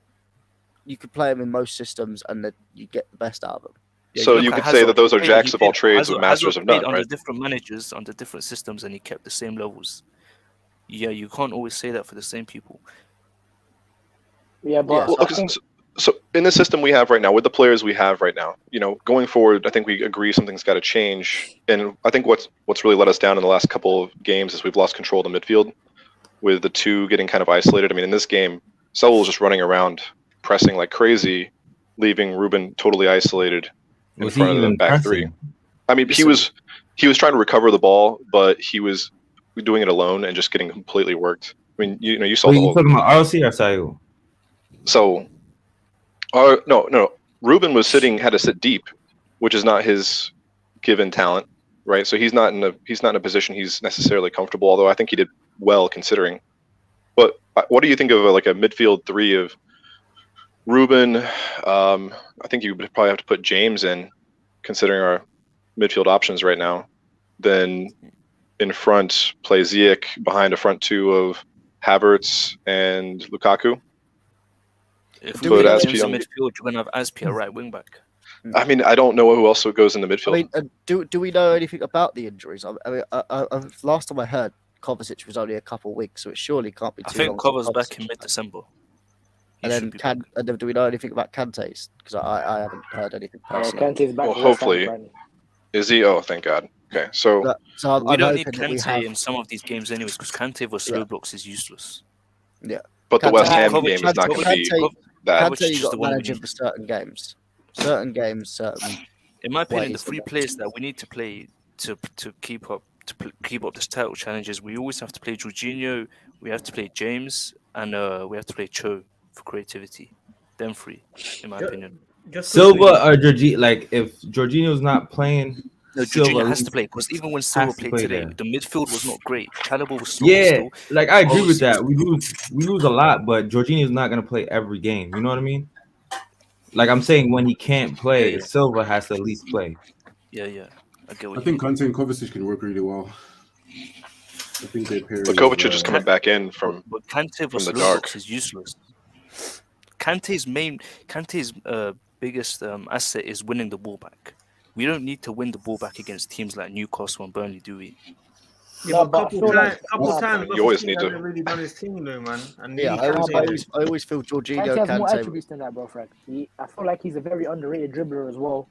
He's a good ball carrier, but sometimes his final ball is a bit off. But against these teams such as Newcastle, you can take the risk and not play a Jorginho Kante because it is just too defensive. No, you have to play Kovacic and Jorginho. Yeah, that's paramount. You have to play Kovacic and Jorginho for most games, and then them two know how to build up play. They know how to progress the ball. They know how to beat a press. Them two are literally perfect. They're a match made in heaven. But I want a Ruben in there to make sure we don't lose out on the physicality game because we sometimes do that, man. Against those I think lower sides, we get bullied. But then we lose a lot when Ruben's in the team, man. Exactly, Ruben's not the same as Kovacic. He doesn't have like if you compare the pivots, right? Jorginho and Kovacic, and then Jorginho and Kante. There's not really a drop off. You could even say they're equal in a sense. But then when you put Jorginho next to Ruben, there's a massive drop off. But Ruben's way more likely to get a goal, and I think on corners and free kicks, having someone in his height range is really helpful. And that's usually where those teams challenge. I think Jorginho just has to be the mainstay, and who we put around him can work. Like you Yeah, feel me? I agree. I didn't think I would hear that 2 years ago. Yeah, nah, that's a fact, and I'll be the first one to put my hand up, bro. Like I was not really a fan of Jorginho, but I think But since like ever since the Champions League or what, like Tuchel came in, That's he. Tuchel. Yeah. Yeah, But, since but this is what. But this is what. Just quickly, is Alfred still here? Yes. Bro, let Alfred speak, man. I've not heard him say anything bro, for the My last bad. hour. let me just I say beg you, one let thing though. No, Let me that's just all say right. one thing though. The thing. Let me come back to Myron's point about RLC though. But the thing is, to be honest, I don't feel like you need a lot of goals from the double pivot anyway. If your front three are doing their job and they're getting chances to perform to have shots and whatnot. Yeah. But if you have Jorginho and Kovacic in the pivot, you're gonna have a lot more chance creation because of the ball progression is pretty good, right? Then you're gonna have front three performers. Guys, I'm off to go. Having goals from the double Okay. pivot, like I Be good, man. think it's overblown, man. And if the wing backs chip in a few here and there as well, then we're sorted. Right. Well, but that's the thing is we know the front three is not scoring, so it seems like we do really well on free kicks, and that's the other good thing about having Alonso and Ruben in. But it's not sustainable, which goes back to my original. No, point. absolutely. It's not sustainable. But it's to get us through a rough time and a rough place, Yeah, sometimes we're gonna have to adapt a couple games on. It's not gonna be perfect. it's not to say we change indefinitely. I think we know what our best team is, but when you're in that dark valley, you gotta do whatever you gotta do to get through. And I mean, hey, we don't want to have a game like this. I don't want to have my heart in my throat the whole game. I like the free flowing football, but sometimes you just gotta rob one. What did you guys think about Rudiger today? He looked a bit shaky, in my opinion. Yeah, it was. I think that guy on their team, who was the winger again, who was putting us on toast? Dennis, man. Dennis was a threat, and Rudiger was riding a fine line. I don't know if he picked up a yellow. He probably Rudiger, did. when he kept getting the ball, he was hoofing it up. But then again, I don't blame him because the midfielders weren't. We had nothing. I mean, that's the thing. That's the thing. There was no link in between with the wing backs or the midfield, so it was just either going straight up. I don't blame Rudiger. I think it was just a thing. It was one of them bad games. He doesn't usually have a bad game, and then you can understand the situations around it. So yeah. Just quick super chat quickly. Big up Dinesh, Kai, Mount, Lukaku, and form winner for 4 matches. I'll let Alfred start. Alfred, man, you talk to me, man. Tell me some thoughts. I like to start off by saying, I completely agree with that super chat, and it actually ties into something that I actually wanted to say. So we were talking about attacks a little bit earlier on, like comparing, us to teams like Manchester City and Liverpool, and that's what I'm a bit afraid of. It's just that we don't have that flair that they do, really. Like every time you watch a Manchester City or a Liverpool game, you can see that a lot of the time, every time they attack, they look like they're going to score, right? And I think every team that plays against those two teams know that, and they know that threat, and therefore they're a lot more worried. And I think that might be part of the reason why teams like Manchester City and Liverpool are also so effective in attack, not just because of how good their players are, but like for example, when we go to attack in our games, a lot of the time we're very wasteful, and we waste a lot of chances. And I think that's why teams like to defend against us the way they do a lot of the time, is because they know if they put every freaking player in defense like they do against us a lot of the time, they know that we will struggle, and we do. And that's what I'm worried about. Earlier on we were talking about our defenders getting us out of games, and some individual performances every now and then not being sustainable. And I completely agree. We really, really need to improve our attack. Otherwise, eventually, we're going to start, slipping away. We're going to start dropping more and more points. And Liverpool and Manchester City just don't seem to stop, man. It's they're just on fire all the time. It seems, and that's where we need to start getting our shit together in terms of attack, and hopefully keep up with them and keep our challenge going until the end of the season. Yeah. That's Myron. the only way we're going to keep up to them. Yeah, just quickly, Myron needs to go. Thank you for coming on, man. Good to hear from you. Yeah, Sadiq, I need to go as well, man. Big up as well. Because they'll take care as well, man. Both of you lot take care.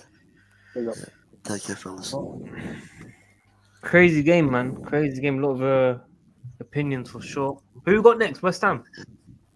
Yes, and that's not going to be any easier than this game was either. That's good. Did they play? Did they play? They drew 1-1, I think. Oh, against who? Brighton. But, I mean, they haven't been playing well, but you know what it's like. A team won't start playing bad, and then. But we see what West Ham did to Liverpool. So yeah, West Ham are. It's going to be a tough game. They're going to play on the counter, so they're going to be even harder. They're going to be even harder to break down. We know what Antonio are like against us as well. Antonio always does quite well against us, so we've got to watch that. Declan Rice, 100 mil. I'm going to be off Twitter because I'd just rather not get involved. You know what? Chelsea fans will actually rate him during the game. I'm sure they'll actually rate him during the game.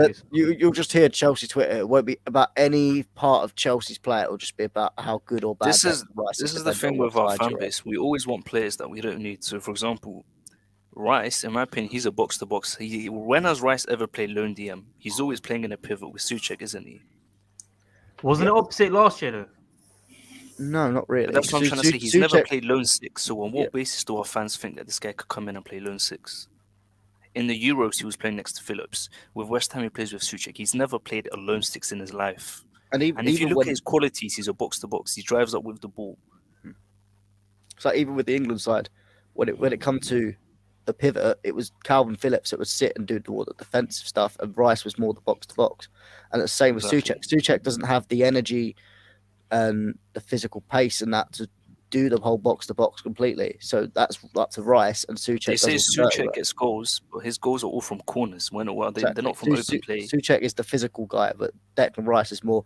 I wouldn't say he's really technical, but he is the box-to-box midfielder that does the Declan Rice plays in a counter-attacking system, so we don't even know how he will do when he's playing in a team where he's playing 70% possession, when he's trying to break down low blocks. And obviously, I know under Southgate it's not a good measure to see how good he was, but in my opinion, in the Euros, he was not that great. Like the way he was passing the ball, he wasn't very progressive. I think in the final, he did okay. In the final, he did all right. In the final, he had a good 10-15 minutes, but that's it. I'm trying to say, in West Ham, he plays in a counter-attacking system. Yeah. I mean, it's when people talk about Declan Rice. Like, if we're to talk about English centre midfielders, I honestly think Calvin Phillips is much more of a suit. I wouldn't say I'd want Calvin Phillips, but he's much more of a suit to what we need rather than a Declan Rice. Because I don't think I've never been convinced of Declan Rice in terms of his technicality. We need press-resistant, technical players in midfield who are good on the ball, can recycle the ball. We don't need guys who rely on their pace and power. Yeah. No, and what's going to a back four going to improve our attack? It's not going to make us finish our chances, is it? And I don't know about creating chances because we don't even have creativity. We don't have creativity. But people don't understand. We literally attack with 7 people. Just because it's free at the back doesn't mean it's defensive. Yeah, I mean, recently, doesn't it feel sometimes you're missing that one player like around though, like in some attacks? What do you mean? Do you feel like some chances that we have, we're missing that one player, like that should be in a certain spot or something? I get what you mean, but then who's to say we will create those same type of chances in a back four? You know what I'm trying to say? In a back four, we'll probably create different type of chances where we don't need an extra man. Yeah, I mean, we'll be more open as well. So things like that's what I'm saying. Tuchel's playing a back I know three. you're going to mention Zuma in the back four. I already know you're going to mention Zuma. Yeah. So,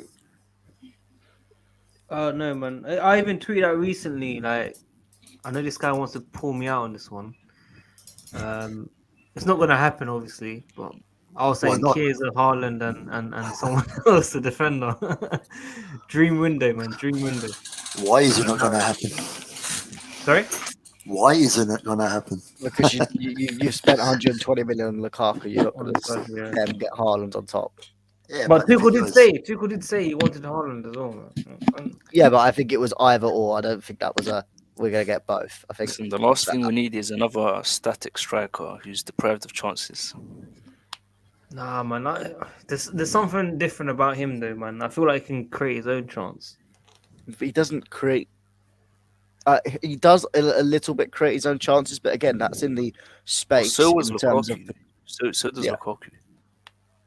It's like when people say, "Oh, Lukaku's a really static player," in terms of he just stays in the middle and he doesn't drift. If you watch him when he plays for Belgium, he loves to drift on that right, and whoever's the right winger will drift in centre to swap places.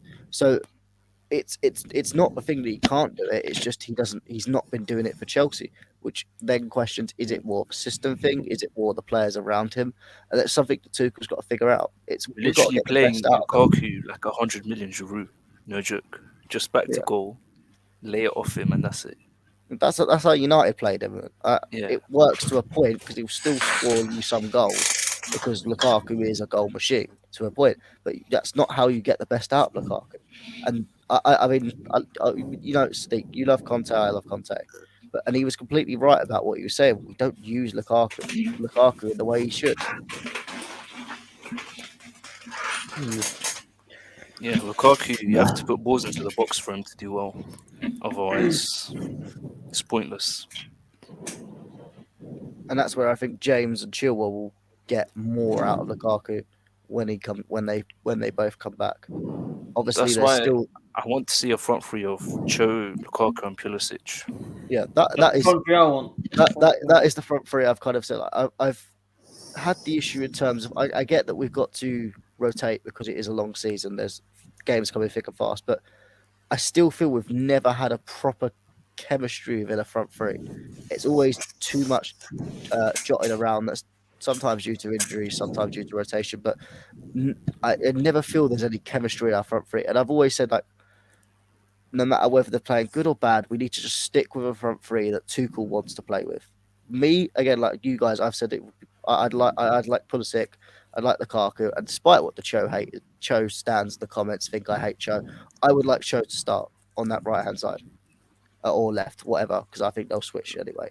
But I think that is the best front three to get the most out of Lukaku, to get the most out of our wingers, and then the wing backs can also help with what they're doing right now to get the best out of Lukaku. And I think that's the best way we get this system going. Obviously, if you're going to have Pulisic's going to be managed because obviously we do know about his injury, so you'll have people like Mount come in. I think Ziyech. I like how Ziyech works off the bench. I think where obviously it is one of the things. It's easier to come off the bench because you can watch the game, see how it's playing out, and players are a bit tired, and you can specifically play the way where you're seeing spaces. But I do think Ziyech, whenever I've seen him, he does play well coming off the bench. So maybe that is how we should use Ziyech in the future. Obviously, I don't think the problem is I don't think he'll accept that, and that's why I think he'll probably go in the summer. But that's just one of them things. If he does, then we just have to bring in someone new. And you think he's going to go? I just don't think as a 28, 29-year-old, I don't think he'd want to be coming off the bench. I think he wants to be in a team and play certain matches. Oh, that makes sense. Yeah, I didn't think he was that old. But that's the thing. That's why I can give Pulisic, I can give Callum, I can give Havertz some breathing space because they're young, but Werner and more importantly Ziyech, they are coming into they're either coming in or in the prime of their career, so they don't really have the same excuses as Ziyech and Werner can only develop so much from this point onwards. That's what it is. Yeah, it's only tactically that they can improve now. They can't really improve their overall game. Yeah, Werner's not going to improve his first touch in 3 years or 2 years. It's just going to be the same. He's not going to be able to somehow magically dribble like Hazard or Messi, is he? He's always going to rely on his pace and power, knock it down the byline, and just go for a cutback or try shoot. But somehow he's lost his shooting ability at Chelsea. But in my Nice. opinion, the only two attackers that are good enough for Chelsea are Cho and Pulisic. Apart from the rest, I just can't back them, man. Even Havertz, like, he's just so inconsistent. Like, 1 minute he'll have an amazing shot, and then the next minute he just gets bullied off the ball and dropped to the floor. It's such ease. I've always wondered, like, I know people, a lot of people love Havertz and where he scored. I just don't get what's so special about him. I don't get where he fits in. You know when you know false nine he's good, but you know when he plays right forward or left forward, he's completely useless because he's not creative. He doesn't shoot outside the box. Like, what does he do apart from false nine? Do you remember the games we had against Juventus when he was right forward? He was literally pocketed in Delict's pocket. He did nothing. Against Arsenal, that 2-0 home win, did Havertz even do anything in that game? Yeah. I've always said when he's in, he's good when he's in the box. He's a poacher. He's a poacher. Yeah, he's a good poacher when he's in the box, almost like kind of how Thomas Muller used to be, right place, right time, good in the box. But anything outside the box in terms of creating, doing that, he's I don't want to say he's invisible, but he's just not useful in that aspect. And that's why I always think like, well, that's why I laugh. Why do people want to see Havertz start with Cho? Because at least with Cho, you can see what he brings outside the box. He can link. He can put a cross in. He can put a low cross in. He can put a high cross in. He can link up the play. He can retain the ball. Like Havertz, sometimes when you give the ball to him, even his touch, sometimes he can have the best touch in the world, or sometimes the ball just bounces off him. He's he's such a weird player. Yeah, I've just never. Even when he come in, I never really got the hype. Like I understood. I saw he was a good player, but even when he first come in, I never really understood where he'd fit in, and I've never at any point had my mind. It's the thing. When I say opinion, I'd love people to prove me wrong, because that's the best thing. With Callum at the moment, I had some criticisms, and that was more.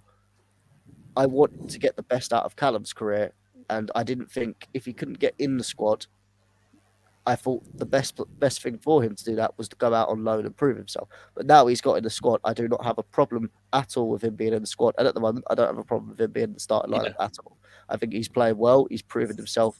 And I can happily say... In my opinion, he's been our best attacker this season. And even the funny thing is, he hasn't been like outstanding like a Salah or Mane, but the fact he's been our best attacker, in my opinion, shows how poor our attack in general is. Because Pulisic, he's rarely played this season. Havertz, he's been so inconsistent. Ziyech has been crap by the last few games, and Mount, bar Norwich, and today he's been crap as well. Yeah, I think with I don't think Callum has lit it up, and that's where I have a small problem with certain people. Because with Callum, it's either you get very few people that are in the middle. You either get the people that hate him or the people that think he's the next Mbappe. And then I'm in the middle. Like, I admit he's good, but I'm not gonna over it and be like, oh my god, he's ripping up the league. But in my opinion, he's been better than all of our attackers. So people who keep saying he only has 2 goals in 7 or 8 games, what do our other attackers have? And if they don't have GA, what do they actually bring? Because when Ziyech doesn't get a goal or assist, do you know how frustrating he is to watch? Yeah. Do you know how many times he gives the ball away? How many times he overhits a cross or underhits a pass? Or for example, that pass he made today, it just went out for a throw. He just does that consistently. It's just frustrating to watch. Yeah, I mean it's just I get frustrated with our attacking three because it's just it's gonna get worse this season. We just got to wait and see. And I'm just gonna make one point, Derek. Yes, I have called him orange slices, but because it's a joke and it's funny. If you look back a year ago especially when I was doing my videos, my match previews, match reviews, I used to call Pulisic Captain NHS instead of Captain America, because again, that's a joke and it's funny because I'm not serious about it. It's just a joke. So don't take it too seriously. That at times I've called him orange slices. Mainly that's jesters anyway. And I just like, sometimes it's nice to humor jesters rather than just getting into something, especially when it's like, in terms of the pod, I understand that it's been a very Marv and jesters heavy, and that's partially been because it's a lot of last minute in terms of getting the pod. I've got a new job and I haven't really been fully on it, but now I'm going to try and get more guests on, be a bit more balanced. When I try and host, us to the articles. You can make an announcement in articles. Yes. Yeah, I'll kind of do my announcement now. So what where we've been doing a lot of podcasts and articles at the moment, because of just time and personally me not enjoying writing the articles anymore and not getting a proper consistent team, we are kind of shelving the articles and we're going to focus more on the pod, where we're going to have men's show once a week, and we're also going to have a women's show once a week because I want to kind of integrate the whole Chelsea. Like we kind of did it with the articles, and it was going well. But I want to try and bring it onto the pod. We're going to have new guests. We're going to have different guests. Obviously, it's been a lot of Jesters and Marv at the moment just because of last minute pod times, and Jesters is. If I don't need to ask Jesters because he's available whenever on the weekends, and Marv generally is okay as well. But we will get loads of guests on. Okay, people like Kazilla, all the people from the regular WorldWideChels guests. I'm going to get people on Twitter. Some have come on already, some haven't. I mean, Frag is said a lot of good stuff. So I mean, he's happy. He can come on if he wants. I'm happy to bring him on. I always try. I'm trying to be a bit more in terms of the hosting to be very neutral, let people make their points, and then let the audience decide. So I do understand what Kazilla was saying earlier, where when you have Marv and Jesters on, it is a bit more Cho. I don't want to say hating, but a bit heavy, a bit more criticism in the way of Cho. But I'm happy to bring on Jesters and bring on Kazilla, and then just let them two debate, and then let all you guys decide. Because I obviously where I'm hosting, I don't want to have too much of an opinion. I give my initial reaction and then let everyone else speak. But big That's how things I feel right with now. the pod. Yeah, it's sometimes it's good just to sit there and relax. Just sit. That's what I mean. Just But I chill. want to do that more. I have to fight my way on. Just be the host, innit? So I want to just be the host, chill, and just sometimes. I remember it was one time I brought on Jesters and Ryan and I was expecting there to be a nice little debate, a little bit of fireworks, and it was actually quite calm. Like they both kind of agreed with each other, and I was like, hang on a minute, I'm supposed to be sitting back and having my popcorn, but you guys are all agreeing with each other. I was like, I don't know what's going on, but yeah, I'm gonna get different people on, and maybe we've kind of discussed maybe the articles will come back in more kind of niche things. There won't really be previews, reviews, but if there's a specific topic that I want to do, I'll do. Probably around transfer season, it'll be a bit more active because Left wing back. more to talk about. Yeah. I might do a massive article on Callum Hudson-Odoi just to and get probably different people's opinions in and see what happens. But also with the podcast, we're also going to get some more Twitter content out on WWC pod articles because it is a bit basic with just the podcast and the articles coming out on there. So we're going to get a bit more interactive content, and I want to try and connect with you guys. So just stay tuned in the next few weeks, and you'll see the content that we'll make. Yeah. I was on look it off, guys. It's 12 a.m. But Fred, Fred, where are you from, by the way? Because I always think you and Kazilla are the same. Oh man, I'm Afghan. Are you? Yeah. What, you live in London or? Yeah. What, Northwest? Oh, cool. Yeah, guys, I'm gonna lock it off. Alfred, I don't know what time it is over there. It's probably what, 10 p.m. 11 a.m. Oh, a.m. Sorry. Yeah, 11 a.m. Frag, thanks for coming on as well. Matt, thanks for coming on.